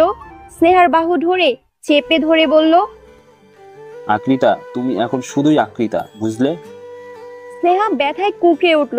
আশ্চর্যবোধক চিহ্নটা মুখে ঝুলিয়ে বলল, মিস্টার মাহাত, করছেনটা কি? ছাড়ুন, আমি ব্যথা পাচ্ছি। কি চাইছেনটা আপনি বলুন তো? Please let me go. Mahato ছেড়ে দিল, নিজেকে স্বাভাবিক করার চেষ্টা করলো। আকৃতা, আমি তোমার বাচ্চার বাবা হতে চাই, দিবে কি একটা সুযোগ? স্নেহা চমকালো। মাহাদের আকুলতা ভরা কণ্ঠ শুনে স্নেহা মাহাদের দিকে তাকালো। মাহাদের চোখ ভরা আশা দেখে স্নেহার কষ্ট লাগলো। আজ যদি সত্যি আকৃতা থাকতো, তাহলে মাহাদের এই কেয়ারিং সাইডটা দেখে বোধহয় খুব খুশি হতো। কিন্তু স্নেহা ভাবলেশীন ভাবে রইল। ওকে দেখে এক মুহূর্তেই বোঝা যাচ্ছে না কি উত্তর দিবে। তাকে কি মাহাতকে একটা সুযোগ দেওয়া উচিত, নাকি নিজের সন্তানকে নিয়ে বাকিটা জীবন পার করে দেওয়া উচিত? ঘন কালো কুচকুচে একটি অন্ধকার ঘর, আলো বলতে কিছু নেই। সেহের চেঁচিয়ে উঠল, হেল্প, প্লিজ হেল্প, কেউ আছো? কোনো সারা শব্দ নেই। সেহের ভয়ে কাচুমুচু হয়ে আছে। হুট করে কিছু একটা তার কোলে উঠে পড়তেই সেহের আবারও চিৎকার করলো। পরক্ষণেই বুঝতে পারলো এই ঘরটিতে অনেকগুলো ইঁদুর বসবাস করছে। সেহের ছোটাছুটি করতে শুরু করলো। আধারের মাঝে এদিক সেদিক বেজে থুমথাম পড়ে যাচ্ছে। সেহের কিছুতেই বুঝতে পারছে না সে তো জেলে ছিল, এমন একটি কামরায় কিভাবে এলো সে। ঠিক কিছুক্ষণ পর সেহেরের ভাবনার চিন্তার বাহিরে গিয়ে দরজাটি খুলে গেল। আলোর ঝলক আসতেই সেহের চোখ বুঝে নিল। তখনই কিছু নেকড়ে কুকুরের ডাক শুনে সেহের ঘাবড়ে গেল। লোকটিকে কিছু বলার পূর্বেই কুকুরগুলোকে ছেড়ে দিয়ে আবারও দরজা বন্ধ করে দিল লোকটি। ভিতর থেকে ভেসে আসতে লাগলো সেহেরের গণবিধারী চিৎকার। বাহিরের রেলিং চেয়ারে বসে দিলশাদ এই চিৎকার শুনে তার কানকে আরাম দিচ্ছে। আশেপাশে দাঁড়ানো লোকগুলো তাদের বসের ভাবলেশীন মুখ দেখে অবাক হচ্ছে। লোকটি কতটা নির্দয়, এভাবে একটি মেয়েকে শাস্তি দিচ্ছে, অথচ কপালে এক ফোঁটা ভাঁজ নেই। দিলশাদের অ্যাসিস্ট্যান্ট মনে মনে ভেবেই পাচ্ছে না এই হিংস্র মানুষটিকে কিভাবে মেয়েরা ভালোবাসে, কিভাবে তার প্রেমে হাবুডুবু খায়, কিভাবে। তরুণ আজ দেশে ফিরেছে। লোকটির গম্ভীরতা একেবারেই দিলশাদের মতো। এই দুই ব্যক্তির ভিতরে কি চলে বোঝা বড় মুশকিল। স্নেহা তরুণের রুমের সামনে গিয়ে নক করলো। ভাই, আসবো? তরুণ হ্যাঁ বলতে স্নেহা ভিতরে চলে গেল। তরুণকে দেখে স্নেহার খারাপ লাগলো। যাকে ভালোবাসলো সেই ব্যক্তিটির জন্য এখনো বসে আছে। শেখ বাড়ির মানুষজন চেয়েও ছেলেটিকে বিয়ে করাতে পারেনি। এবার তো সকলেই হার মেনে বসে আছে, অথচ লোকটি তার পরিবারকে কতটাই না ভালোবাসে। স্নেহা গলা ঝাড়লো। ভাই, আকৃতা এখন কেমন আছে? তরুণ ফাইলে মুখ বুজেছিল। স্নেহার মুখটির দিকে তাকালো এবার, ঠিক যেন তার বোনটি দাঁড়িয়ে আছে। তরুণ এবার জানালার দিকে তাকালো, কলমটি ফাইলের উপর রেখে বলল, সে এখন ভালো আছে, তবে তবে তরুণ সুপ্তপর্ণে শ্বাস লুকিয়ে ফেললো। ও আমাদের কাউকে চিনতে পারছে না। স্নেহা বলল, ভাই, আকৃতাকে নিয়ে আসো এখানে, দেখবে পরিবারের মাঝে থাকলে সব ঠিক হয়ে যাবে। তুমি কি তাই চাও? জানো তো ও আসলে কি হবে? স্নেহা মাথা নাড়ালো। আমি বাবা মাকে সব সত্যি বলে দিতে চাই। তরুণ মাথা হেলিয়ে চোখ বুঝে বলল, তাহলে তুমি সত্যি দেশ ছাড়ছো? স্নেহা খানিক চুপ রইল। এই পরিবারের মানুষগুলো তাকে কতটা ভালোবেসেছে সে কখনো ভুলবে না। তবে নিজের অস্তিত্বটা কি তা সে কিভাবে ভুলে যাবে? দীর্ঘ 5 বছর পর আকৃতা চোখ খুলেছে। কখনো না কখনো সে তো চাইবে তার পরিবারকে। তরুণ এতদিন সত্যিটা লুকিয়ে গেছে, কারণ আকৃতা কখনোই নাকি কোমা থেকে বের হতে পারবে না বলেছিল ডাক্তার। তাই তো এতদিন সবাইকে মিথ্যা কাহিনী বলেছে তরুণ। কিন্তু এখন স্নেহা তো পরগাছা। প্রতিবারের মতো এবারও তার প্রিয় মানুষগুলোকে ছেড়ে দিতে হবে। স্নেহা নিজেকে শক্ত করলো, হাসি মুখে বলল, একদিন তো যেতেই হতো। তরুণ বলল, স্নেহা, এভাবে বলো না। মনে রেখো, এই পরিবার তোমার, এই পরিবারের মেয়ে হয়েই থাকবে আজীবন। স্নেহা প্রতি উত্তরে হাসলো, বলল, মনে থাকবে। তরুণ স্নেহার যাওয়ার দিকে তাকিয়ে রইল। তাহলে কি এখানেই শেষ হবে সর্বনাশীর কাহিনী? এখানেই কি শেষ হবে স্নেহা আর দিলশাদের ভালোবাসা? স্নেহা কি সত্যি চলে যাচ্ছে সবকিছু থেকে দূরে? দিলশাদ কখনো কি জানবে তার বাচ্চার কথা? নাকি স্নেহার মতোই অনাথ ভাবে মানুষ হবে তার বাচ্চাটা? কি হবে এরপর? লুবান, তুমি কি সত্যি মেরেছো অ্যালেক্সকে? লুবান ভাবলেশীন ভাবে দাঁড়িয়ে রইল। ছোট বাচ্চাটি ঠিক যেন দিলশাদের মতো হয়েছে, খাড়া নাক, তীক্ষ্ণ দৃষ্টি, চুল, গায়ের রং, এমনকি চোখ জোড়াও একদম গম্ভীর আর ঠান্ডা স্বভাবের। ওর বয়সের বাচ্চারা যেখানে ছুটোছুটি হই হুল্লোড় করে, সেখানে লুবানের চারদিক যেন একদম স্তব্ধ। ছেলেটি নিজের মাঝেই ডুবে থাকে সারাদিন। বই আর নানা রকম ডিভাইস নিয়েই তার দিন পার হয়। এই নিয়ে 13 বার কমপ্লেন এসেছে লুবানের নামে, কিন্তু বরাবরের মতোই স্নেহা হতাশার শ্বাস ছাড়লো। বিড়বিড় করে বলল, ছেলেটি আমার, তার বাবাকেও ছাড়িয়ে গেছে। স্নেহা নিজের সাথে কথা বলতে বলতেই লুবানের প্রিন্সিপাল স্যারের রুমে নক করলো। May I coming? Principal sir আধ বয়সী স্নেহাকে দেখে খুশিতে গদগদ হলেন। এই লাল টুকটুকে দেশি ম্যামকে উনি খুবই পছন্দ করেন।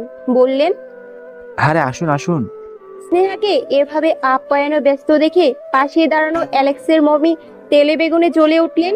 মিস্টার স্মিথ, আজ আপনি এর একটা বিহিত করবেনই। স্মিথ গলা ঝাড়লেন। স্নেহার পাশেই নির্ভয়ে লুবানকে দাঁড়িয়ে থাকতে দেখে তিনি নিজেই বিষম খেলেন। এতটুকু বাচ্চা, অথচ ওর সিনিয়ররা পর্যন্ত বাচ্চাটিকে ভয় পায়। অথচ এই 5 বছরে বাচ্চাটি সব সময় থাকে গম্ভীর। আর এদিকে মার খেয়ে অ্যালেক্স মায়ের পিছনে লুকিয়ে আছে, যেন কিছু চুরি করেছে। স্নেহা হাসার চেষ্টা করে বলল, অ্যালেক্স, সান লুবান হিটস ইউ। অ্যালেক্সের মাথা ফেটে গেছে, ব্যান্ডেজ করা, বোঝাই যাচ্ছে চোট ভালোই পেয়েছে। অ্যালেক্সের মাথা হ্যাঁ বোধক নাড়লো, তারপর আবার লুবানের দিকে তাকিয়ে না বোধক মাথা নাড়ালো। অ্যালেক্সের কাণ্ডে উপস্থিত সবাই দ্বিধায় পড়ে গেল। বরাবরই এমন হয়, কোনো বাচ্চাই লুবানের নামে বিচার দিতে সাহস করে না, কিন্তু কেন তা কেউ বুঝতে পারে না। স্নেহা নির্ভয় দিল। আবারও অ্যালেক্সকে জিজ্ঞেস করতেই একই উত্তর পেয়ে সকলেই হতাশ হলো। বিরক্ত হলো লুবান নিজেই।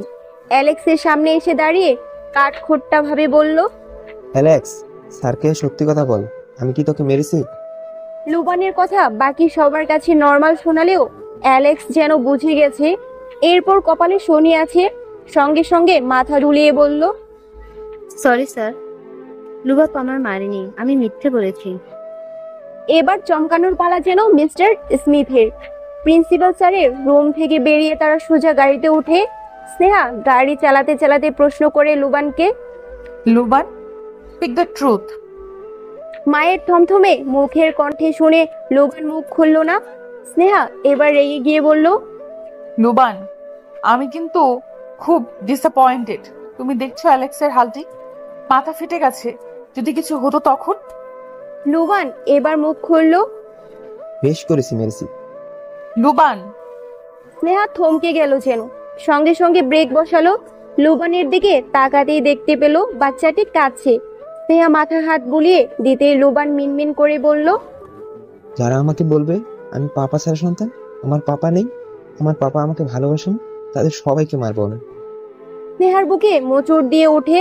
ছেলেটির ঠোঁট ভেঙে কাঁদছে। স্নেহা বুকের সাথে জড়িয়ে নেয়। জানতো ভবিষ্যতে এমন প্রশ্নের সম্মুখীন হবে সে, কিন্তু এত জলদি তা ভাবা ছিল না। স্নেহা লুবানকে আদুরে কণ্ঠে বলল, লুবান, ডোন্ট ক্রাই। তোমার পাপা তোমাকে অনেক ভালোবাসে, অনেক।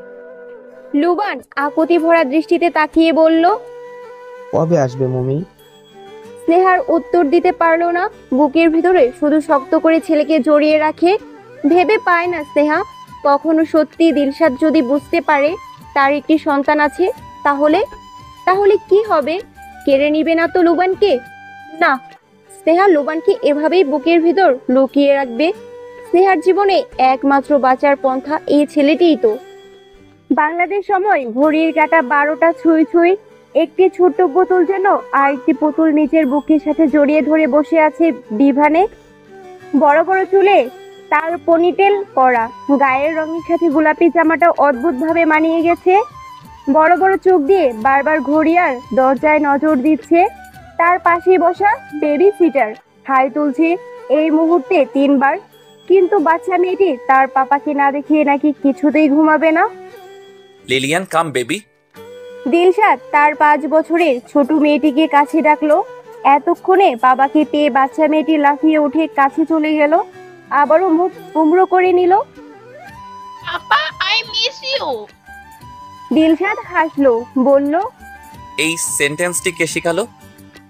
লিলিয়ান গর্বের সাথে নিজের ছোট ছোট হাতগুলো বাবার গালে স্পর্শ করে বলল, আমি তো টিভিতে দেখেছি, সেখানে একটি বাচ্চা ছেলে তার পাপা আর মামাকে বলেছে এইটা। পরক্ষণেই আবার মন খারাপ করে মিনমিন করে বলল, পাপাকে বলেছি। দিলশাদের হাসি মুখে মৃদুর ছায়া। বাচ্চা মেয়েটির বড্ড মায়ের অভাব, তা বুঝতে পেরেও কিছু করার নেই দিলশাদের। যাকে তাকে তো আর তার মা বানিয়ে দিতে পারে না। দিলশাদ লিলিয়ানের গালে চুমু এঁকে দিল। ঠোঁটের কোণে হাসি আবারও জোরপূর্বক টেনে বলল, papa always miss you Lily. Lillian এবার বাবার দিকে তাকালো। বারবি ডলের মতো চোখ জোড়া লাল হয়ে গেছে মেয়েটির। ঠোঁট ভেঙে কাঁদতে কাঁদতে বাবাকে শক্ত করে জড়িয়ে ধরে বলল, পাপা মাম্মি আমাকে মিস করে না তাই না? ও সে আসে না সবার মাম্মির মতো। দিলশাদ এর উত্তর কি দেবে ভেবে পেল না। মেয়েটি কান্না থামাবার জন্য চেষ্টা করতে লাগলো শুধু। জানালার বাহিরে চোখ মেলে রাতের আকাশের দিকে। তারপর বুক ছিঁড়ে দীর্ঘ শ্বাস বেরিয়ে এলো দিলশাদের। সময় পরিবর্তন হতে থাকলো দুটি মানুষের। দিলশাদ তার লিলিয়ান আর স্নেহা তার লুবানকে নিয়ে সুখী দিন কাটালেও এদের জীবনগুলো আজও অসম্পূর্ণ রয়ে গেছে। এদের কি আবারও ভাগ্য একসাথে করবে? এটাই যে দেখার পালা এবার। স্নেহা বেলকনিতে দাঁড়িয়ে আছে, লুবান ঘুমিয়ে। ঘুমের মাঝেই তার পাপা চাই। স্নেহার এই 5টি বছর কিভাবে পার করেছে স্নেহা নিজেই জানে। ওর পাশে যদি সেই পরিবার না থাকতো, এই সিচুয়েশনে ভেঙে পড়তো স্নেহা। অন্যদিকে দিলশাদও ধোয়া ওঠা কফি নিয়ে বেলকনিতে দাঁড়িয়ে আছে। আকাশের মাঝে আজ চাঁদ নেই। আধার টিমটিম করে তারার আলো দূর করতে পারছে না যেন এই আধার। ঠিক যেন দিলশাদের বুকের ভেতরটার মতো। হয়তো এই আধারেই সে হারিয়ে যেত যদি তার কাছে লিলিয়ান না থাকতো। হ্যাঁ, লিলিয়ান স্নেহার অংশ। বাচ্চা মেয়েটি একেবারেই তার মায়ের মতো হয়েছে, স্নেহার মতো। ছোটবেলার স্নেহা দেখতে ঠিক যেমন এমনই ছিল। দিলশাদ পেছন ফিরে নিজের মেয়েকে একবার দেখে নিল। মেয়েটি তার মনই চায়, কিন্তু দিলশাদ তা কিভাবে দেবে? সে নিজেও তো চায় স্নেহাকে আবার আসুক তার জীবনে। যে ভুলগুলো করেছিল সব দূর করে নতুন করে বাঁচতে চায় দিলশাদ। দিলশাদ খোলা আকাশের দিকে তাকালো, বলল, Sneha please come back please. দিলশাদের কণ্ঠ ধরে এলো যেন। এদিকে মাঝরাতেই স্নেহার ফোনে ফোন এলো। ফোন তুলতেই তরুণের কণ্ঠ ভেসে এলো। ভাই। তরুণ বলল, স্নেহা মা হঠাৎ করে অনেক অসুস্থ হয়ে পড়েছে, হাসপাতালে আছে, তার দ্বিতীয় মেয়েকে দেখতে চাইছে। স্নেহা বিচলিত হয়ে উঠল। ভাই কিভাবে কি হলো? এখন কেমন আছে? ও পাশ থেকে শুধু একটা বাক্য ভেসে আসলো, ভালো নেই, আই টিকিট কেটে দিয়েছি, জলদি এসো। ফোন কেটে গেল। এই মানুষগুলোকে ছেড়ে চলে এসেছে, তাদের সাথে আবারও দেখা হবে। আচ্ছা, দিলশাদ কেমন আছে? সে কি ভুলে গেছে তাকে? খবরে দেখেছিল তার নাকি একটি বাচ্চা আছে, তাহলে হয়তো সে বিয়েও করেছে। স্নেহাকে কি তাহলে দিলশাদ সত্যি ভুলে গেছে? ঢাকা শহরের মাটিতে পা দিতেই হুড়মুড় করে বৃষ্টি নেমে স্বাগতম জানালো স্নেহাকে। পাশে তার ছোট্ট লুবান। মাকে এভাবে বৃষ্টির পানিতে হাত পা নাড়িয়ে উপভোগ করতে দেখে নাক ছিটকালো। খানিকটা বিরক্তি হয়ে মাকে তার গম্ভীর কণ্ঠে বলল, মাম্মি পানি দিয়ে ফেলছো কেন? তুমি কি বাচ্চা? ঠান্ডা লেগে যাবে তোমার, স্টপ প্লিজ। স্নেহা ফিক করে হেসে দিল। ছেলের সামনে হাঁটু গেড়ে বসে গাল টেনে বলল, এইটা আমার জন্মভূমি লুবান, আর এখানে পা রাখতেই প্রকৃতি আমাকে কিভাবে স্বাগতম জানালো দেখেছো?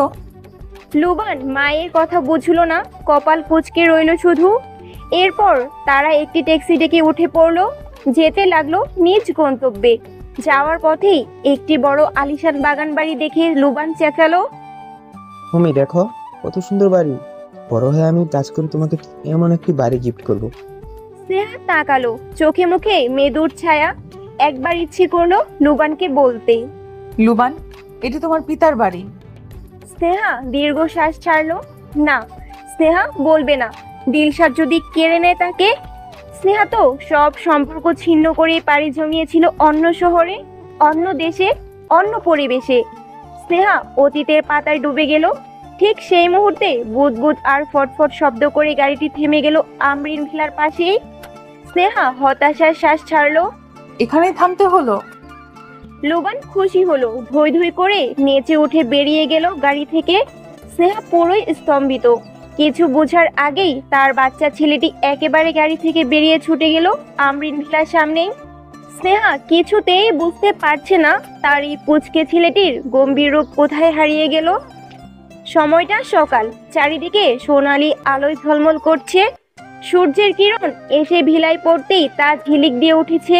সামনেই বড় ঝর্ণা থেকে পানির ফোয়ারা ছিটকে পড়ছে। দুপাশের বাগানে শত শত ফুল। ঠিক তার উল্টো পাশেই ছোট্ট একটি প্লেগ্রাউন্ড বানানো। ছোট্ট লুবানের স্বপ্ন এমন একটি বাড়ি হবে, তার পাপা মমির সাথে থাকবে এমন একটি বাড়িতে। লুবান আমরিন ভিলার সামনে দাঁড়িয়ে বলল, মমি কত সুন্দর তাই না? স্নেহা চাপা হাসলো। পাশে একটি সুপার শপ দেখে ছেলেকে টেনে নিয়ে গেল সেখানে। বলল, চলো তোমার নানু আর নানা ভাইয়ের জন্য কিছু কিনে নিয়ে আসি। লুবান মাথা নাড়লো, মায়ের সাথে সাথে চলতে লাগলো। ভিতরে ঢুকেই লুবান বলল, মমি আমি একটু ঘুরে দেখছি। স্নেহা মাথা নাড়লো। ঠিক আছে, তবে বের হবে না সব থেকে। ওকে। লুবান তার ছোট্ট ছোট পায়ে হেঁটে যেতে লাগলো। খেলনার লাইনে এসে থামতে তার বয়সী এক বাচ্চা মেয়েকে লাফালাফি করছে, একটি পুতুলকে ধরার চেষ্টা করছে। লুবান অনেকক্ষণ যাবৎ দাঁড়িয়ে দাঁড়িয়ে দেখলো, তারপর এগিয়ে গিয়ে নিজেই পেরে মেয়েটিকে দিল। মেয়েটি বাচ্চা পুতুলটি পেয়ে খুব খুশি, এতটাই যে ওকে ঝাপটে ধরে চুমু খেতে লাগলো। তা দেখে লুবান বিরক্তিতে ভ্রু কুঁচকালো এবং পিছনে ফিরে যেতেই মেয়েটি চেঁচিয়ে ডাকলো, ভাইয়া তোমাকে ধন্যবাদ। লুবান পিছনে না ফিরেই বলল, ওয়েলকাম। লুবান চলে যেতে নিয়ে আবারও পিছনে ফিরে চাইলো। মেয়েটির মুখের দিকে তাকিয়ে আবার নিজের মুখের আদলে হাত বুলালো। বিড়বিড় করে বলল, মেয়েটির সাথে আমার চেহারা এত মিল কেন? লুবান আবারও পিছে ফিরতেই মেয়েটিকে আর পেল না। সে খুঁজতে লাগলো। খুঁজতে খুঁজতে হুট করে কিছু একটার সাথে বেজে নিচে পড়ে যেতে নিতেই কেউ একজন ধরে ফেললো। বলল, তুমি ঠিক আছো? এইভাবে হাঁটছো কেন? এখনই ব্যথা পেতে। লুবান লোকটির বুকের সাথে জড়িয়েছিল। লুবানের বাচ্চা মনে কেমন যেন একটা অনুভূতি হলো। না চাইতেও লোকটিকে শক্ত করে জড়িয়ে ধরলো। হঠাৎ ছোট্ট লুবানের চোখের কোণে জল টলমল করতে লাগলো। কাদো কাদো মুখ করে মিনমিন করে বলল, পাপা। দিলশাদের কেমন জানি অনুভব হলো। বাচ্চা ছেলেটিকে তার খুব আপন মনে হতে লাগলো।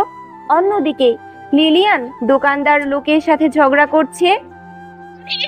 চাই, টাকা দাও, নিয়ে যাও। টাকা নেই। তাহলে পুতুল নিতে পারবে না। টাকা পাপা দিবে। পাপা কই? অফিসে। তাহলে পাপার সাথে এসো, এখন যাও। লিলিয়ান ঠায় দাঁড়িয়ে রইল। পুতুলটি দোকানদার হাতে নিতেই এক চিৎকার দিল। দোকানদার হতভম্ব। লিলিয়ান এবার হাউমাউ করে কেঁদে দিল। স্নেহা পাশে দাঁড়িয়েছিল। বাচ্চা মেয়েটির চিৎকার শুনে কাছে গিয়ে জিজ্ঞেস করলো, কি হয়েছে আম্মু, কাঁদছো কেন? মেয়েটি স্নেহাকে দেখে আবেগে আপ্লুত হয়ে জড়িয়ে ধরে ফেললো। বারবার স্নেহাকে বলতে লাগলো। স্নেহার মায়া লাগলো। আহারে কত সুন্দর বাচ্চা মেয়েটি, যেন একটি পুতুল। স্নেহা মেয়েটিকে বুকের সাথে জড়িয়ে ধরে আদর করে বলতে লাগলো, কাঁদে না আম্মু, কি চাই তোমার বলো। লিলি পুতুলটি দেখালো যা দোকানদারের হাতে। স্নেহা আলতো হেসে বাচ্চা মেয়েটিকে পুতুল কিনে দিল। লিলি তো মহা খুশি। সে তার পুতুলকে জড়িয়ে ধরে স্নেহাকে বলল, থ্যাংক ইউ মাম্মি, তুমি এত ভালো। স্নেহা ভ্যাবাচেকা খেয়ে গেল।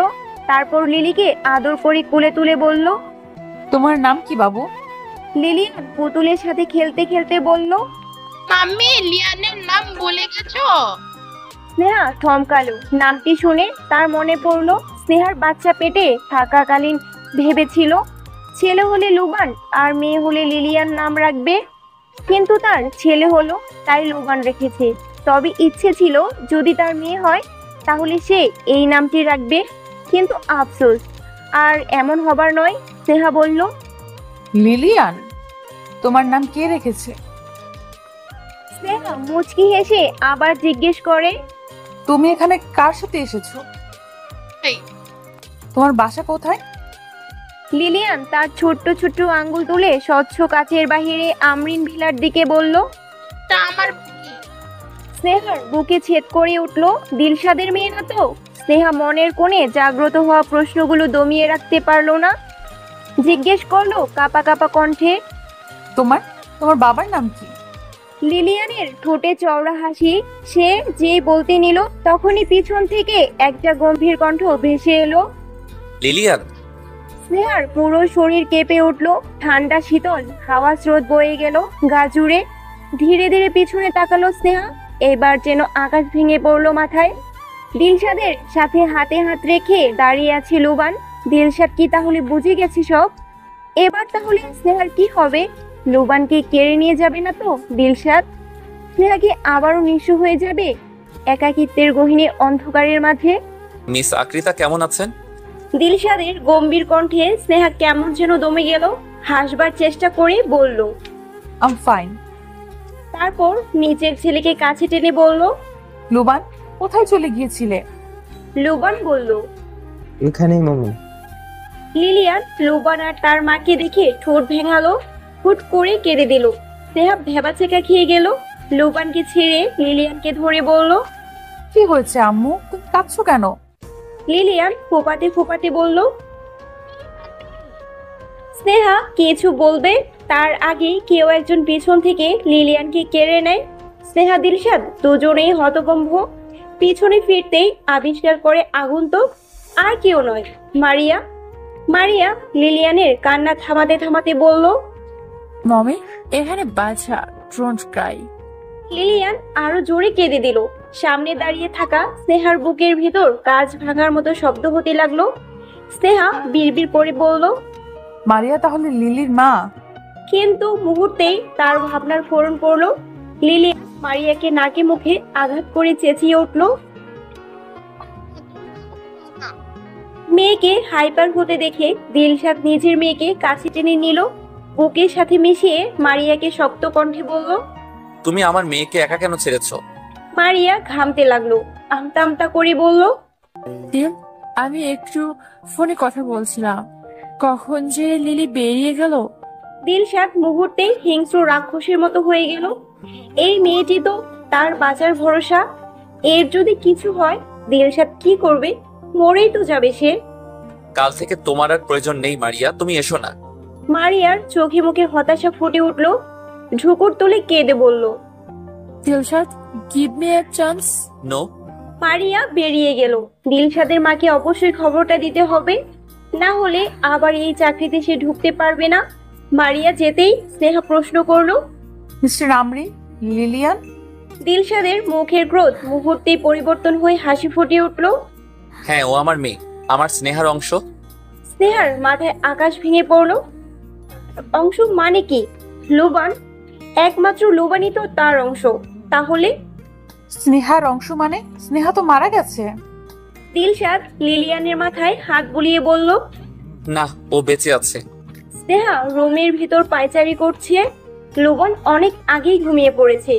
শেখ বাড়িতে আসার পর এখনো তরুণের সাথে দেখা হয়নি, কোনো এক কাজে আটকে গেছে। স্নেহা তরুণের সাথে কথা না বলে আজ ঘুমোবে না। তার অনেক কিছু জানার দরকার, যার উত্তর শুধু তরুণ দিতে পারবে। স্নেহা আর না পেরে তরুণকে ফোন করলো, ফোন বিজি দেখাচ্ছে। তাই সে টেক্সট করলো, ভাই আপনি কোথায়? অপর প্রান্ত থেকে সঙ্গে সঙ্গে রিপ্লাই এলো, আমার খুব জরুরি কাজ পড়ে গেছে, আমি আউট অফ কান্ট্রি যাচ্ছি, 2-1 দিনের ভিতর চলে আসবো। স্নেহা হতাশার শ্বাস ছাড়লো। কিভাবে পারবে এই রহস্য থেকে বের হতে? স্নেহা 7-5 না ভাবতে ভাবতে ঘুমিয়ে গেল। ভোরে দরজায় টোকা পড়তে ঘুম ভাঙলো। ভালো আছিস মা? তোমার এখন শরীর কেমন? ঠিক আছি, তোকে দেখার স্বাদ জেগেছিল খুব, তাই তারুণকে বললাম, নয়তো আজ নিজের মেয়েটাও মাহাদের সাথে বিয়ের পর অন্য দেশে পাড়ি জমিয়েছে। স্নেহা হাসলো। তো কি হয়েছে, আমি তো আছি মা। তরুণের মা হাসলেন। স্নেহার মাথায় আলতো করে হাত বুলিয়ে বললেন, আগের কথা কি ভাবলি? স্নেহা তার ছেলেকে শক্ত করে জড়িয়ে ধরে বলল, আমার জীবন এখন সেই মা। তরুণের মা মনে মনে ভাবলেন, যদি স্নেহা জানতে পারে তার মেয়ের কথা, কি করবে তখন? উনি বললেন, দিলশাদের কথা কি ভাবলি? ওটা পাস্ট মা, আমি সুখে আছি। লুবানি আমার জীবন, আর কাউকে নিয়ে ভাবতে চাই না। তরুণের মা উঠে পড়লেন। অনেক কিছু বলতে যেও বলতে পারলেন না। মেয়েটির জন্য খুব কষ্ট হয় তার। এতটুকু বয়সে কত কি না সইল, আর এখন একা একা মানুষ করছে ছেলেকে। তরুণের মা উঠে পড়লেন। যেতে যেতে মা আর ছেলেকে এক পলক দেখে নিলেন। কি মধুর সম্পর্ক তাদের। তরুণ তারপর দিন ফোন করলো। স্নেহা ছেলেকে নিয়ে রেডি হচ্ছে শহরটাকে ঘোরাবে বলে। স্নেহা ফোন ধরতেই তরুণ বলল, Sneha, I need your help. বলুন ভাইয়া। দিলশাদের কোম্পানির সাথে আমাদের কোম্পানির ডিল করেছে। আমি দেশের বাইরে, যার জন্য কিছু করতে পারছি না। তুমি একটু ফাইলটা পৌঁছে দিতে পারবে? সে নিজের বাসায় আছে। স্নেহা 7-5 ভেবে হ্যাঁ জানালো। ছেলেকে নিয়ে বেরিয়ে পড়ল গন্তব্যে। লুবান তার পছন্দের বাড়িটির সামনে আবার আসতে পেরে লাফিয়ে উঠল। মামি, আমরা এখানে ঘুরতে এসেছি। স্নেহা ছেলের মাথার চুল ঠিক করে হ্যাঁ জানালো, তারপর এগিয়ে গেল ভিতরে। স্নেহার মনে অজানা ভয় কাজ করতে লাগলো। পুরনো স্মৃতিগুলো ভেসে ভেসে উঠতে লাগলো। এই বাড়িটিতে তিক্ততার ভরা সব অতীত মুছতে চেয়েও পারেনি স্নেহা। স্নেহা ভাবতে ভাবতে দরজায় নক করলো। কেয়ারটেকার এসে তাকে জিজ্ঞেস করলো, কাকে চাই? স্নেহা বলল, দিলশাদ আমরিন। আপনি আকৃতি শেখ? স্নেহা মাথা দোলালো। স্যার উপরে আছেন, সোজা চলে যান। স্নেহা লোবানকে সোফায় বসিয়ে উপরে উঠে এলো। স্নেহা যেতেই ভ্রুযুগল কুচকে একটি বারবি ডলের মতো মেয়ে এসে দাঁড়ালো লুবানের সামনে। লুবান দিলশাদের মতো ঠান্ডা আর গম্ভীরভাবে বসে রইল, যেন তাকে সে দেখেই নেই। লিলিয়ান তার ছোট ছোট পায়ে গুটি কয়েক কদম এসে মিষ্টি সুরে বলল, লুবান এবার মুখ তুলে তাকালো। বাচ্চা মেয়েটিকে দেখলে লুবানের কাছে কেন যেন মনে হয় অনেক অংশে মেয়েটি তার মতোই। কিন্তু কেন? লিলিয়ান বলল, মমির সাথে এসেছি। লিলিয়ান খুশি হয়ে বলল, এসেছি। সে তোমার মমি না? লিলিয়ান মন খারাপ করে বলল, আমার না মাম্মি নেই। লুবানের বড্ড মায়া হলো, বলল, ওকে। লিলিয়ান দাঁত বের করে হাসলো, বলল, খুশিতে চলো তোমাকে আমাদের বাসা দেখাই। লুবান না করলো না। এই বাসার প্রতি আলাদা টান জন্মেছে কেন যেন তার। এইদিকে দিলশাদের সামনে বসে আছে স্নেহা। অনেকটা অস্বস্তি হচ্ছে তার, তবুও প্রকাশ করছে না সে। লোকটিকে আর চোখে একবার দেখলো স্নেহা। আগের মতোই আছে যেন, তবে খানিকটা শুকিয়ে গেছে। হয়তো ঠিক মতো খাচ্ছে না, ঘুমাচ্ছে না বলে। পরক্ষণেই স্নেহার মনে লিলিয়ানকে নিয়ে প্রশ্ন জাগে স্নেহার। গলা ছেড়ে কর্কশ কণ্ঠে বলে ওঠে, লিলিয়ান, লিলিয়ান কি সত্যিই আপনার মেয়ে? দিলশাদ ভাবলেশীন ভাবে উত্তর দেয়, এনি ডাউট? স্নেহা থতমত খেয়ে যায়। না না, তা হবে কেন? আমার জানা মতে স্নেহা তো মরে গেছে। তবে আপনি যে বললেন। দিলশাদ যে কাজ করেছিল তা নামিয়ে রাখলো। জানালা দিয়ে বাইরে তাকালো। নীল আকাশ, মেঘ নেই, একদম পরিষ্কার, ঠিক দিলশাদের ভাগ্যের মতো। দিলশাদ এবার সরাসরি স্নেহার দিকে চাইলো। মেয়েটি বারবার তাকে স্নেহার কথা মনে করিয়ে দেয় কেন?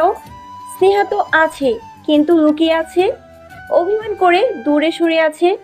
আচ্ছা থাক না দূরে, একবার না একবার তো তাকে দিলশাদের কাছে আসতেই হবে, ধরা তো দিতেই হবে কি না? দিলশাদ নিজের চোখ মুছে হাত বুলালো। এখনো মনে আছে সেই দিনটির কথা। শীতকাল, মধ্যরাত, বাহিরে ঠান্ডা হাড় কাঁপানো বাতাসের মাঝে কেউ একজন দরজা নাড়ালো। দিলশাদ তখন কাজ করছিল অফিসের। এত রাত্রে কে এসেছে দেখার জন্য দরজা খুলতেই ঝুড়িতে ফুটফুটে একটি বাচ্চা মেয়েকে দেখে বুকের ভেতর মেঘের ডাকের মতো গুরুম গুরুম শব্দ হতে লাগলো। বাচ্চা মেয়েটি তাকিয়েছিল, বড় বড় চোখ করে দেখছিল। কতটুকুই হবে তখন, এই 1 বা 2 দিনের? দিলশাদের মনে তখন পিতার ভালোবাসার মায়ার বন্যা বয়ে গেল। বুকের কাছে টেনে নিতে শান্তি অনুভব করলো। এইটুকু বাচ্চা কত মায়া ডুবিয়ে ফেলেছে দিলশাদকে। সেই দিন বাচ্চার সাথে একটি নোট পেয়েছিল দিলশাদ। তাতে লেখা ছিল, আমার শরীরের একটি অংশ তোমাকে দিলাম। যেভাবে আমাকে অবহেলায় দূরে ঠেলে দিয়েছিলে, এই বাচ্চাটি তেমন অবহেলা করো না, তাহলে আমি আর কখনো তোমাকে ক্ষমা করব না দিলশাদ। জানো, এই বাচ্চাটি আমার সব। বুকের মাঝে আগলে রেখো, আমাকে খোঁজার চেষ্টা করো না, আমি ভালো আছি। আর হ্যাঁ, ওর নাম রেখো লিলিয়ান, ইতি স্নেহা। দিলশাদের চোখ ভিজে উঠল। নিজেকে সামলাবার ভৃতার চেষ্টা করলো। স্নেহাকে উদ্দেশ্য করে বলল, আর কিছু জানার আছে? স্নেহা মাথা নাড়ালো। কিছুই জানার নেই। সত্যি বলতে অনেক কিছুই জানার আছে। কে এই ব্যক্তি যে স্নেহা সেজে এভাবে দিলশাদকে ঠকিয়েছে? কে এত বড় একটা মিথ্যা কথা বলেছে তার নাম করে? কই, স্নেহা তো কখনো দিলশাদকে চিঠি দেয়নি, না কখনো নিজের অংশ দিয়েছে। স্নেহা তা কখনোই করতে পারবে না, একদম না। নিজের মেয়েকে সে কিভাবে আলাদা করবে? তার থেকে বড় কথা, তার তো একটি ছেলে। স্নেহার ভাবনার ফোরন করলো লুবানার লিলিয়ানের একসাথে চিৎকার। পুরো বাড়িতে হাহাকার করে তুললো। দুজনেই এক ছুটে বাহিরে বেরিয়ে এসে পড়লো। আর সামনে যা দেখলো তার জন্য মোটেও প্রস্তুত ছিল না কেউ। ঘন্টা খানিক পর স্নেহা আর দিলশাদ বাহিরে বসে আছে। অপারেশন থিয়েটারের লালবাতি জ্বলছে। দিলশাদ স্নেহার হাত শক্ত করে চেপে বসে আছে, যেন একটি পাথরের মূর্তি। স্নেহাও এমন একটি কাণ্ডে হতভম্ব। কিভাবে লুবানার লিলিয়ান একতলা থেকে নিচে পড়ে গেল একসাথে? এমনটি তো হবার নয়, তাহলে কিভাবে হলো এমন? দুজনের মাথা ফেটে গেছে, হাত পা ছুলে গেছে, রক্ত বয়ে গেল খুব। স্নেহা দুটো বাচ্চার এই রক্তাক্ত অবস্থা কিছুতেই ভুলতে পারছে না। অপারেশন থিয়েটারে লাল বাতি নিভে গেল। ডাক্তার দৌড়ে বেরিয়ে এলো, বলল, আপনাদের বাচ্চাদের ব্লাড প্রয়োজন, তবে ছেলেটির জন্য আমরা ব্লাড পাচ্ছি না, ও নেগেটিভ। এই ব্লাড গ্রুপটা বের কর, যদি আপনাদের মাঝে কারো থাকে জলদি আসুন। স্নেহার সঙ্গে সঙ্গে মনে পড়লো দিলশাদের ব্লাড গ্রুপ ও নেগেটিভ। স্নেহা বিচলিত হয়ে বলল, ডক্টর, দিলশাদের ব্লাড ও নেগেটিভ, ও ব্লাড দিবে। দিলশাদ এক মুহূর্তের জন্য চমকে গেল। মিসেস আকৃতা কিভাবে জানে তার ব্লাড গ্রুপের খবর? কিন্তু সে কিছু বলল না। মনের কোণে সন্দেহের বীজ বুনতে শুরু করলো দিলশাদ। এক তীক্ষ্ণ দৃষ্টি মেলে সে চলে গেল ডাক্তারের কাছে এবং ব্লাড দিতে লাগলো। দিলশাদ হসপিটালের বেডে শুয়ে আছে। ফোঁটা ফোঁটা রক্ত বেরিয়ে ভরছে ব্যাগ। দিলশাদের সেদিকে খেয়াল নেই, সে ভাবনায় ব্যস্ত। আকৃতা শেখের সাথে লুবানের কি সম্পর্ক? যতটুকু জানে গত বছর আকৃতার সাথে মাহাদের বিয়ে হয়। এত জলদি কিভাবে এত বড় বাচ্চার মা হয় সে? সত্যি কি যা দেখা যাচ্ছে তা কি সিম্পল, নাকি এর ভিতর কোনো রহস্য আছে? দিলশাদ বিছানা শুয়েই কাউকে কল দিল। 10 মিনিটের মাথায় সব ডিটেলস চলে এলো দিলশাদের ফোনে। ততক্ষণে ব্লাড নেওয়া শেষ। দিলশাদ ডাক্তারকে বলল, আপনার একটু সাহায্য লাগবে, আমি এই বাচ্চা দুজনের ডিএনএ টেস্ট করাতে চাই। ডাক্তার মাথা নাড়লো এবং চলে গেল। দিলশাদ এখনো শক্ত হয়ে বসে আছে, হয়তো নিজের রাগ দমানোর চেষ্টা করছে।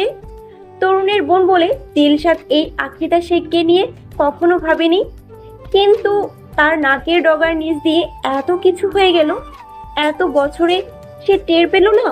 ওয়াই? দিলশাদের জবাব চাই সবকিছুরই। এই 6টি বছরের হিসাব, 6টি বছরের প্রতিদিন রাত, প্রতি মুহূর্তের হিসাব চাই তার। দিলশাদ উঠে পায়চারি করতে লাগলো। কিছু মুহূর্তের মাঝে ডাক্তার একটি কাগজ নিয়ে উপস্থিত হলো। কাগজটি দেখেই দিলশাদ পাকা হাসলো। হিংস্রতা ফুটে উঠেছে সেই হাসিতে। এত বড় ধোকা, তার সাথে এত বড়। দিলশাদ কাগজটি হাতে নিয়ে বাহিরে বেরিয়ে এলো। স্নেহা তখনও বাহিরে বসার জায়গায় চিন্তিত মুখে বসে আছে। দিলশাদ এক ঝটকায় টেনে তুলল স্নেহাকে, পাশের একটি খালি রুমের ভিতর ছিটকে ফেললো স্নেহাকে। হঠাৎ এমন একটি ঘটনায় স্নেহা বিস্মিত হয়ে গেল। কিছু বুঝে উঠবার আগেই দিলশাদ বলা শুরু করলো, তুমি আমাকে এভাবে কেন ঠকালে স্নেহা? আমি জানি আমি অনেক বড় দোষ করেছি, তোমার কাছে অপরাধী, তাই বলে এত বড় শাস্তি আমাকে কেন দিলে? তুমি জানো আমি যে এখনো জিন্দা লাশ। আজ লিলিয়ান পাশে না থাকলে হয়তো আমি মরেই যেতাম। দিলশাদ এবার পূর্ণ দৃষ্টি দিয়ে চাইল স্নেহার দিকে। মেয়েটি আজও তাকে ভয় পায়। স্নেহা কাচুমুচু হয়ে আছে, মনে হচ্ছে দিলশাদ বুঝি এক্ষুনি তার গায়ে হাতটা তুলবে। স্নেহা পিছিয়ে গেল 2 কদম। তা দেখে দিলশাদ তার গম্ভীর বরফ কণ্ঠে শক্তভাবে বলল, স্টপ স্নেহা, আর কোথাও তোমাকে পালাতে দিচ্ছি না আমি। প্রকৃতি মানুষকে অনেক কিছু শেখায়, তেমনি বাঁচতেও শেখায়। স্নেহাও শিখে গিয়েছিল, কিন্তু জীবন নামক গোলক দাধায় আবার কিভাবে যেন জড়িয়ে স্নেহা দিলশাদের মুখের দিকে চাইল। ক্লান্ত শ্রান্ত চেহারা, যেন বয়স হঠাৎ করে 10 বছর বেড়ে গেছে। হেরে যাওয়া একটা মানুষ, একজন পিতা। দিলশাদ স্নেহার বাহু ধরে শক্ত করে চেপে ধরলো। Sneha, don't go, please forgive me. Sneha অনুভূতিহীন দৃষ্টিতে চাইল। মনে আছে সেদিন আমি আপনাকে বলেছিলাম আমাকে ফেলে না যেতে? পায়ে পর্যন্ত পড়েছিলাম আপনার, আপনি শুনেননি, তাচ্ছিল্য করেছিলেন আমায়। আপনার এই ভালোবাসা আমার কাছে এখন মূল্যহীন। দিলশাদ হাঁটু গেড়ে মাটিতে বসে পড়ল, চোখে দুটি ভর্তি জল টলমল করছে। এই বুঝি ঝুপ করে আসা বৃষ্টির মতো ঝরে পড়বে। স্নেহা বুকে তীব্র ব্যথা অনুভব করলো, তবুও নিজেকে সামলে নিল। এত অবহেলা, এত কষ্টে নিজেকে সামলে নিতে শিখেছে যে স্নেহা। দিলশাদের গলা ধরে এলো, স্নেহার আঙ্গুলের মাঝে বাচ্চাদের মতো হাত দুটো ধরলো, যেন কোনো বাচ্চা বায়না করছে। দিলশাদ বলল, স্নেহা, আমি যা করেছি তার জন্য আমি লজ্জিত, আমি ক্ষমা চাইছি স্নেহা, প্লিজ ক্ষমা করে দাও। স্নেহা পিছলে হাসলো। আচ্ছা, করে দেব ক্ষমা, তবে আপনাকে আমার হারিয়ে যাওয়া 7টি বছর ফিরিয়ে দিতে হবে। আমার পরিচয়, আমার চেহারা, আমার অস্তিত্ব ফিরিয়ে দিতে হবে। পারবেন দিতে? দিলশাদ স্তব্ধ হয়ে গেল, আলতো করে তুলোর মতো যেন ছুটে গেল। সত্যি তো, দিলশাদ কখনোই পারবে না, কখনোই না। তাহলে কি দিলশাদ আবারও একবার হারাবে তার স্নেহাকে? দিলশাদের এবার শ্বাস নিতে কষ্ট হতে লাগলো। এই বুঝি মরেই যাবে সে শ্বাসকষ্টে। দিলশাদ মাথা নত করে ফেললো, চোখের জল গড়িয়ে পড়ছে এবার ফ্লোরে। মুক্তদার মতো চিকচিক করছে লাইটের আলোয়। দিলশাদ আর চোখে তাকালো। স্নেহা চলে গেল প্রায় দরজার কাছে। দিলশাদ নিস্তেজ হয়ে রইল, ভাঙা গলায় নিষ্প্রভ চাহনিতে বলল, স্নেহা, লুবান আর লিলিয়ানের কথাটা ভাবো। স্নেহার পা দাঁড়িয়ে গেল। যতটা কঠোর তার মন দিলশাদের প্রতি হয়েছে, অতটা একটি মারমন্ত হয় না, চাইলেও করতে পারবে না। তবে স্নেহার মনে হচ্ছে এটাও হয়তো নতুন কোনো ফন্দি। স্নেহা তাই পিছনে না ফিরেই বলল, আমার একটিমাত্র সন্তান, তার নাম লুবান। দিলশাদ যতটুকু শক্ত ছিল এবার আর তার রইল না, হেলে পড়ল। তার মনে হচ্ছে এই মুহূর্তে তাকে কেউ হয়তো লাঠি পিটা করছে কেউ। স্নেহা সত্যি এতটা কঠিন হয়ে গেছে যে নিজের মেয়েকেই চায় না সে। দিলশাদ তার ভাবনার মাঝেই ডুবে রইল। স্নেহা স্থান ত্যাগ করলো তাৎক্ষণিক। বুকের ভিতর তারও হাতুড়ি পেটা করছে, মনটাকে হয়তো কেউ কয়েকশো পিস করেছে কেটে কেটে। স্নেহা দৌড়ে এসে দাঁড়ালো লুবান আর লিলিয়ানের রুমের সামনে। স্বচ্ছ কাচের ভিতর ছেদ করে দেখা যাচ্ছে ছোট দুটি ফুটফুটে বাচ্চাগুলোকে। স্নেহার চোখ ভর্তি জল গড়িয়ে পড়লো, ঢুকরে উঠলো বারবার। সত্যি কি লিলিয়ান তার অংশ? এই ছোট্ট জানটা কি সত্যি তার মেয়ে? কিন্তু তা কি আদৌ সম্ভব? দিলশাদ আবারও হয়তো তাকে ঠকাচ্ছে, আবারও তাকে নিয়ে কোনো নতুন খেলায় মেতে উঠেছে। স্নেহা চোখ মুছলো, বিড়বিড় করে বলল, লিলিয়ান, তুমি কি সত্যিই আমার মেয়ে? হ্যাঁ স্নেহা, লিলি তোমার মেয়ে। চেনা পরিচিত এক কণ্ঠ পিছন থেকে ভেসে আসতেই চমকে উঠল স্নেহা। পিছন ফিরে আরো এক দফা চমকালো। তরুণ, আকৃতা, মাহাত, দিলশাদের মা সকলেই উপস্থিত। তরুণ এগিয়ে গেল, মাথা নত করে বলল, স্নেহা, আমি আমি লিলিকে দিলশাদের কাছে দিয়ে গিয়েছিলাম। স্নেহার মাথায় যেন আকাশ ভেঙে পড়লো। তরুণের দিকে প্রশ্নবিদ্ধ চোখে চাইলো। এই পৃথিবীর সবাই বুঝি তাকে এভাবেই ঠকাবে? তরুণের পিছন থেকে দিলশাদের মা বলল, স্নেহা, আমি ওই পাপ কর্মের সাথে যুক্ত। স্নেহা, আমাদের আর কোনো পথ খোলা ছিল না সামনে। তাই বলে আপনারা আমার মেয়েকে ছিনিয়ে নেবেন? এই পর্যায়ে চেঁচালো স্নেহা। তরুণ বলল, স্নেহা, তখন পরিস্থিতি এমন ছিল যে। স্নেহা তরুণকে মাঝপথে থামিয়ে দিয়ে বলল, সিচুয়েশনে যেমন ছিল, আমি তো মা, আমার কি জানার অধিকারটুকু ছিল না? আমি এত বড় অভাগা? আমার একটি মেয়ে আছে তা আমি জানি না? গ্রেট, আপনাকে তো আমার ভাই ভেবেছিলাম মন থেকে। তাহলে তাহলে কেন করলেন? সবাই চুপ করে রইল। স্নেহা নিজের চুল টেনে ধরলো, তারপর আবার বলল, আমি যখন আল্ট্রাসাউন্ড করেছিলাম, ও তো আমাকে বলেছিল আমার একটি বেবি। তার মানে তোমরা সব প্ল্যান করেছিলে? আমি কাদের মাঝে আছি? প্রতিটা মানুষ ধোঁকাবাজ। আমি আর থাকবো না, কারোর সাথে থাকবো না। আমার সন্তানদের নিয়ে চলে যাব, অনেক দূরে চলে যাব। বলেই স্নেহা তার বাচ্চাদের কাছে যেতে নেয়। ঠিক তখনই মাহাত স্নেহার হাত দুটি শক্ত করে ধরে বলে, পাগলামি করো না নেহা, আমাদের কথাটা শোনো। স্নেহা মাহাতকে শরীরের সর্বশক্তি দিয়ে ধাক্কা মারলো, তারপর দরজা ঠেলে যেই ভিতরে যেতে নিল, তখনই একটি বাক্য থেমে গেল সে। স্নেহা, দিলশাদ মরতে বসেছিল। স্নেহার পা দুটি মাটির সাথে লেগে গেল, যেন সেখানে স্ট্যাচুর মতো দাঁড়িয়ে গেল। তরুণ আবার বলল, স্নেহা, আমরা বাধ্য হয়েছিলাম। দিলশাদকে বাঁচানোর একটা রাস্তা দরকার ছিল স্নেহা। স্নেহা ধীরে ধীরে পেছন ফিরে চাইলো। তরুণ স্নেহার হাত টেনে চেয়ারে বসালো, আবার বলতে শুরু করলো, স্নেহা, সত্যি বলছি, দিলশাদ তুমি চলে যাবার পর থেকে কেমন যেন হয়ে গিয়েছিল। খাবার দাবার ছেড়ে দিয়েছিল, রোবটের মতো কাজ আর কাজ করে যেত। এভাবে মানুষ কদিন বাঁচত বলো? হঠাৎ একদিন রাতে বাসায় ফিরবার সময় ওর গাড়ি ব্রিজ ভেঙে নদীতে পড়ে যায়। ক্রিটিক্যাল অবস্থায় হসপিটালে আনা হয়। ডাক্তার তার সব চেষ্টা করে, লাস্ট পর্যন্ত জানায় রোগী হয়তো নিজেও আর বাঁচতে চায় না। হয়তো এটি অ্যাক্সিডেন্ট নয়, অ্যাটেম্প্ট টু সুইসাইড। তার উপর দিলশাদের গুরুতর অ্যাক্সিডেন্টে সে বাবা হওয়ার ক্ষমতা হারিয়ে ফেলে। এতটুকু শুনেই স্নেহা আটকে উঠলো, ভয়ে চোখ মুখ শুকিয়ে গেল, ফেল করে চেয়ে রইল শুধু। আমি না পেরিয়ে এই পদক্ষেপটা নেই স্নেহা। দিলশাদ ধীরে ধীরে মৃত্যুর মুখে চলে যাচ্ছিল। আমি ওর বন্ধু হয়ে কিভাবে এত বড় ক্ষতি হতে দেই বলো?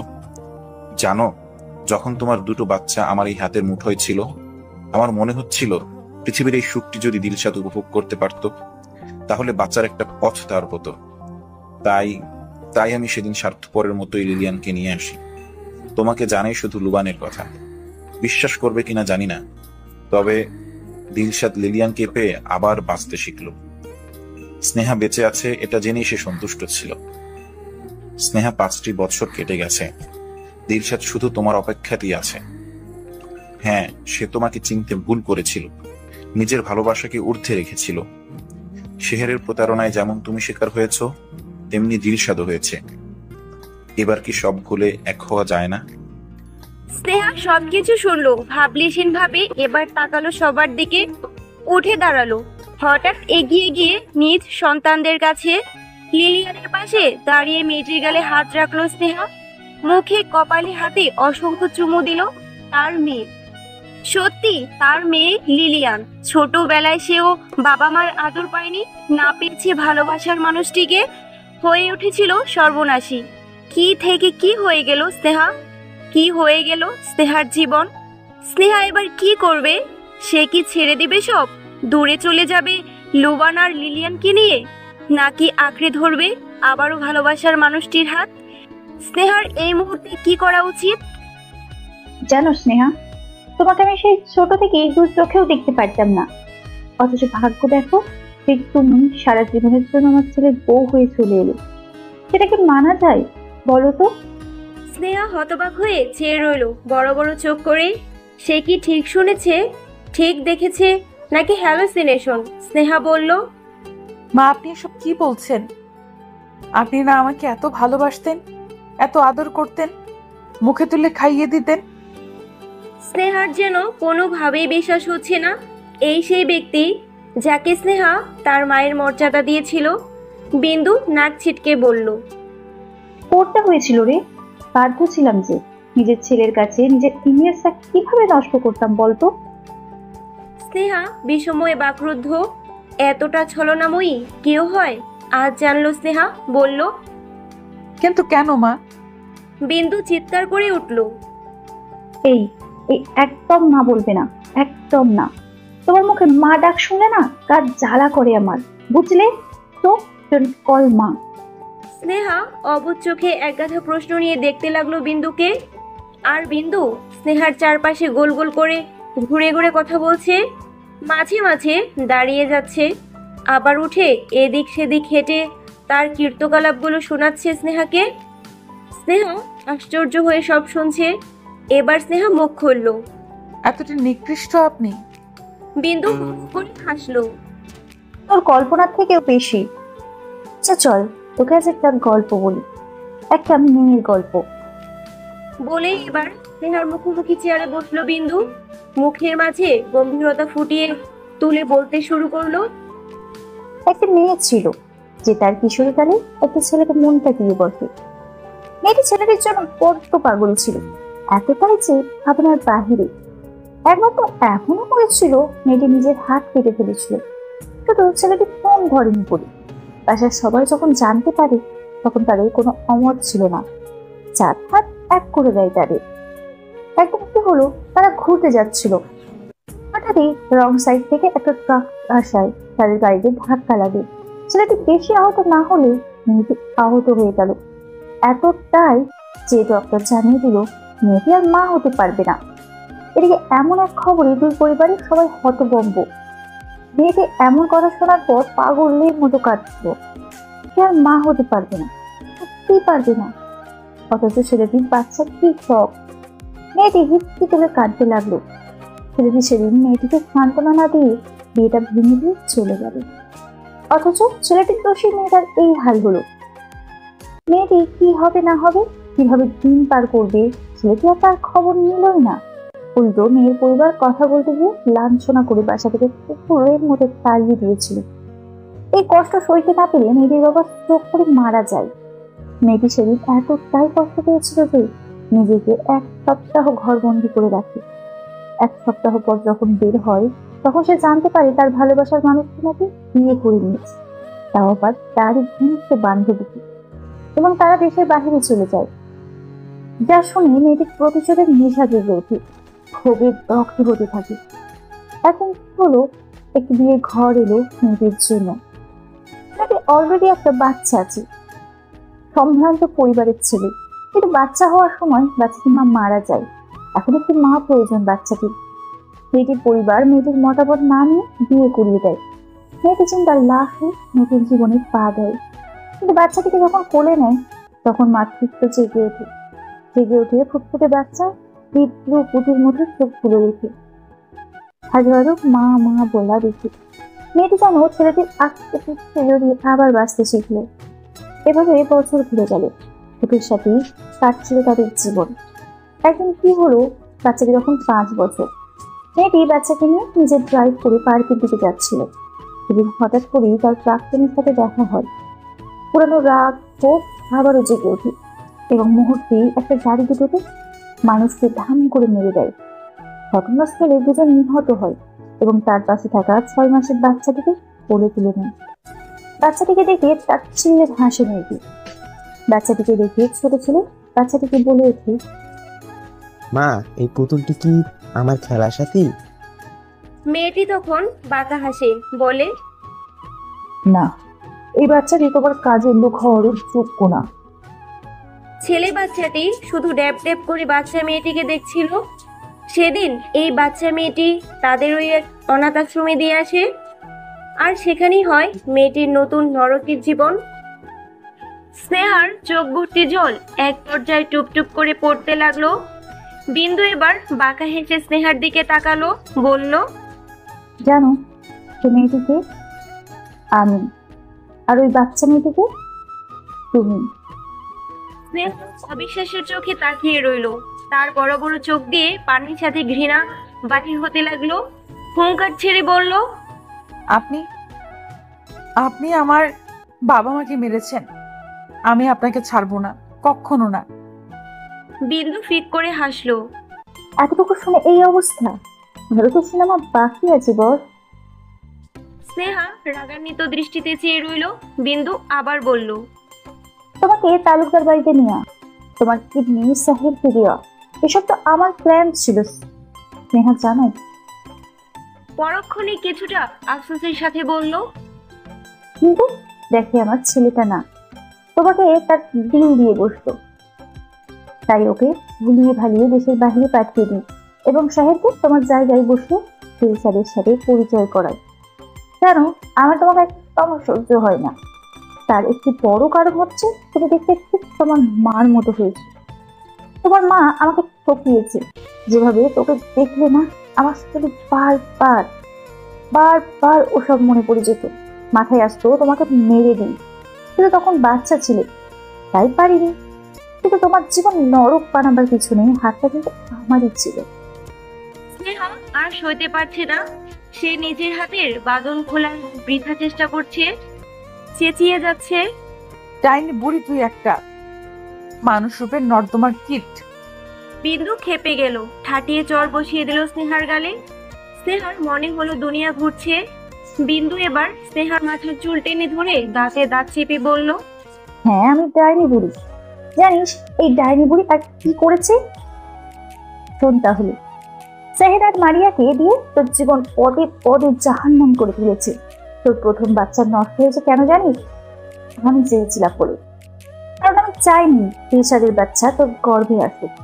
আমি তো সব প্ল্যান করে ফেলেছিলাম। সব সাহেব সেদিন যদি না পালাতো তুই এখানে থাকতিস না।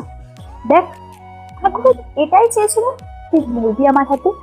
কিন্তু তুই তো কই মাছের প্রাণ, যতবার চেষ্টা করেছিস তোকে মারা, তুই ততবার বেঁচে গিয়েছিস।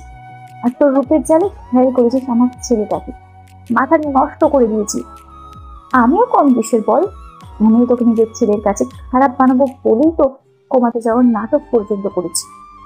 যদি তা না করতাম কখনোই জানতাম না আকৃতি ফেক হয়ে নতুন আইডেন্টি নিয়ে আবার ফিরে আসবি তুই। ভেবেছিলাম সেদিন মরে গেছিস তুই, কিন্তু না, ওই সাহেব তো কোনো কাজেরই ছিল না। তাই মারিয়াকে নিয়ে নতুন হক কষি। বেচারা মারিয়া তোর জন্য সেও ভুক্তভোগী। ওর ক্যারিয়ার তো তুই শেষ করে দিলি। ও কই যাবে বল? সুসাইড করতে গিয়েছিল জানিস, চাকরি পড়ে কাজে লাগায় আবার।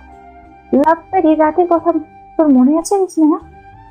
সেখানে মারিয়া থাকার কথা ছিল, কিন্তু দেখ তুই পৌঁছে গেলি। প্রেগনেন্ট মারিয়া হওয়ার কথা ছিল, তুই হয়ে গেলি।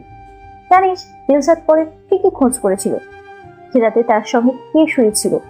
তোর জায়গার আগেই আমি সব প্রমাণ নষ্ট করে দিই। দিলশাদের ঔষধের জন্য ওর কিছুই মনে থাকে না। সব থেকে মজার বিষয় কি ছিল জানিস? দিলশাদ যখন শুনলাম বাবা হতে পারবে না, তখন তারুণকে আমার মিথ্যার জালে ফাঁসিয়ে তোর সন্তানকে কেড়ে নিতে চেয়েছিলাম।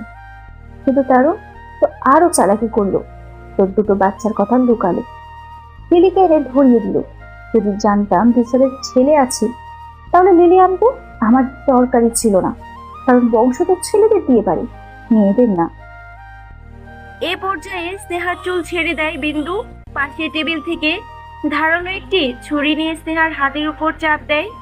স্নেহার মুখ থেকে ব্যথায় চিৎকার বেরিয়ে আসে। স্নেহা আহত চোখে তাকায়। বিন্দু এবার অন্য হাতে চাকু ঢুকিয়ে দেয়। স্নেহা আর কিছু বলতে পারে না। 3 দিনের না খাওয়া আর এত টর্চার সইতে পারে না। নিভু নিভু চোখে হাঁপাতে হাঁপাতে বলে, এসব কেন করলে? কি লাভ হলো? বিন্দু তার আধা ভাগা চুলগুলোতে হাত খোপা করলো, বলল, ওই যে বললাম তোকে দেখলে আমার শুধু তোর বাপ মার ধোকা দেওয়ার কথা মনে পড়ে। তো তোকে না, তোর মেয়েটাকে দেখে রে, তাই তো ওকেও মারতে চেয়েছিলাম, কিন্তু লুবান এসে গেল মাঝে। বেচারা নিজেও ব্যথা পেল। সেদিন রেলিং থেকে লিলিয়ানকে ধাক্কাটা আমিও দিয়েছিলাম।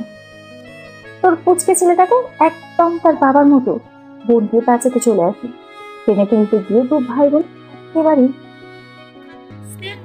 পায়ের রক্ত মাথায় উঠে গেল। কোথা থেকে যেন শক্তি এসে গেল। সে এতক্ষণ হাত খোলার চেষ্টা করছিল, কিন্তু পারেনি। এবার ঠিকই পারলো। হাত খুলতে পেরে গলা চেপে ধরলো বিন্দু, চেঁচিয়ে বলল, আমি তোমাকে ছাড়বো না। তুই আমার সন্তানদের গায়ে হাত দিয়েছিস। বিন্দুর শ্বাস আটকে আসতে লাগলো। বুড়ো হয়েছে, জোর তো আর এখন নেই আগের মতো শরীরে। তবুও হাতের পাশে থাকা চাকুটা স্নেহার পেটে ঢুকিয়ে দিল। মুহূর্তেই রক্তের বন্যায় ভেসে গেল।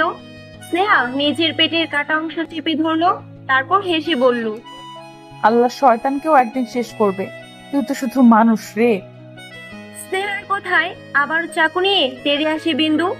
এবার পিছন থেকে চাকু কেড়ে নিয়ে বিন্দুকে এক চোখের ভিতর ঢুকিয়ে দেয়। বিন্দু গগন বিধারী চিৎকার দিয়ে মাটিতে গড়াগড়ি করতে থাকে, গলা কাটা মুরগির মতো ছটফট করতে থাকে। বিন্দু অন্য চোখ দিয়ে চাইলো, ঝাপসা চোখে ভেসে উঠল দিলশাদের মুখ। যা দেখে কেঁপে উঠল বিন্দু, কান্নার ভাব আরো বেড়ে গেল যেন। নিজের ছেলে কিনা তার চোখটা নষ্ট করে দিল।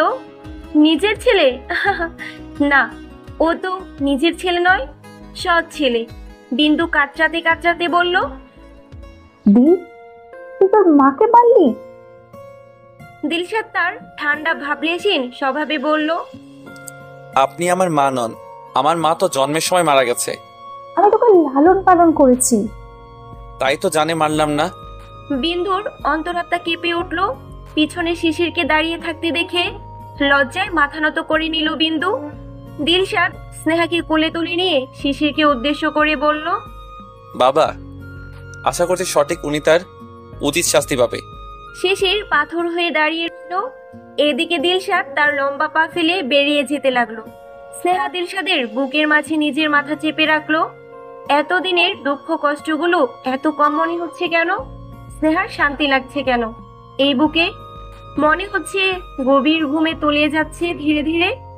ঠিক সেই মুহূর্তে বোম ব্লাস্ট করার মতো একটা শব্দ হলো। শহর থেকে দূরে এই অন্ধকার গড় একটি পুরনো ভিটা ছিল, যা এখন পুড়ে ছাই হচ্ছে। স্নেহা গভীর ঘুমে আচ্ছন্ন। দিলশাদ স্নেহার রক্তাক্ত মুখমণ্ডলে চুমু খেলো। এতদিন পরে এই মানুষটি তার হয়ে গেল। এবার শুধু তার মন জয় করার বাকি। কথাই বলে, যে যেমন কর্ম করে তেমন ফল পায়। বিন্দুকে দিলশাদ ছোট থেকেই আপন মা বলেই জানতো, কিন্তু দিলশাদের অ্যাক্সিডেন্টের সময় সে জানতে পারে দিলশাদ বিন্দুর আপন ছেলে নয়। তবুও সে জানতে দেয়নি।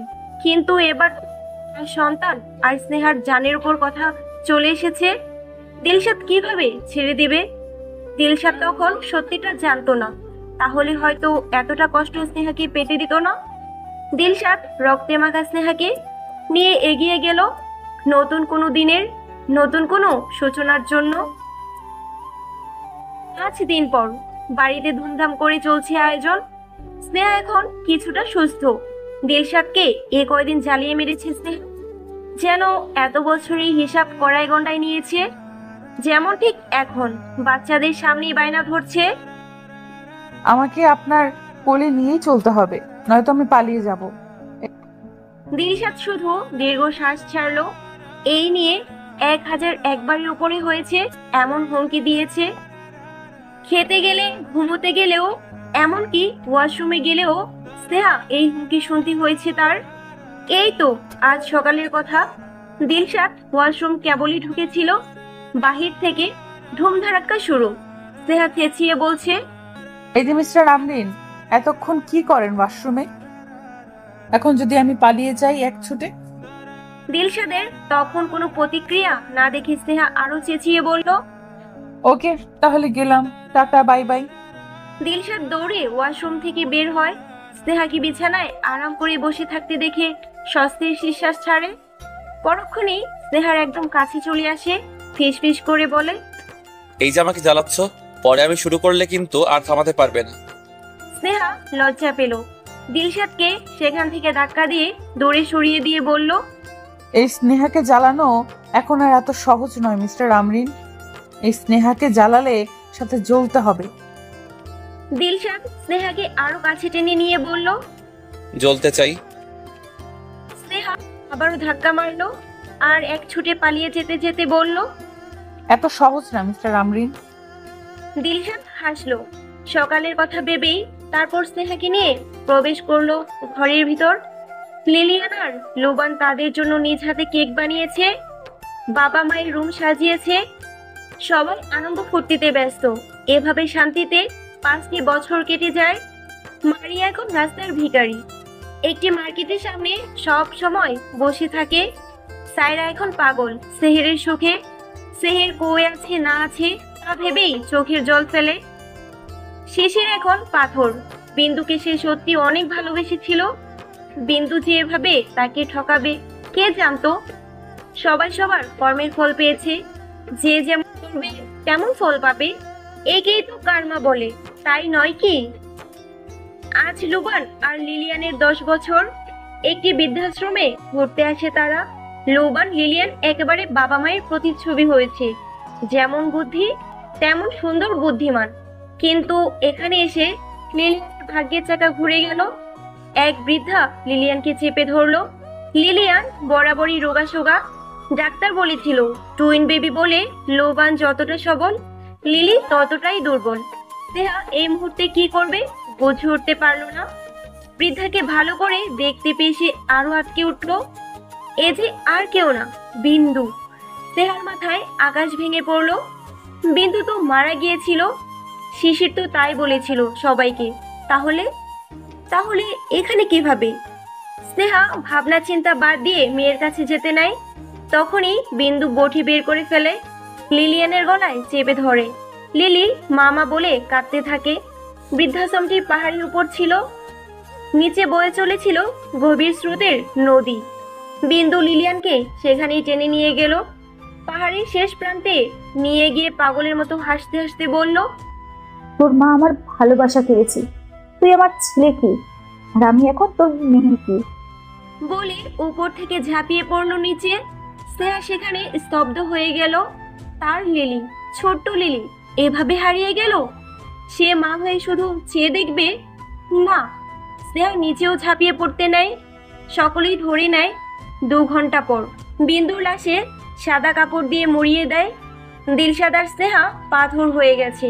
তাদের মেয়েকে আর কোথাও খুঁজে পাওয়া যায়নি, কোথাও না। দিলশাদ নদীর পাড়ে এসে দাঁড়ালো। বড় বড় বহমান স্রোতের সাথে ছোট্ট মেয়েটিকে কোথায় ভাসিয়ে নিয়ে গেল কারো জানা নেই। দিন গেল, সপ্তাহ গেল, গেল মাস বছর। লিলিয়ানকে আর পাওয়া গেল না। দিলশাদ সেখানেই একটি ছোট্ট বাড়ি বানালো। প্রতিদিন নদীর পাড়ে বসে মেয়ের জন্য অপেক্ষা করে 2 যুগল।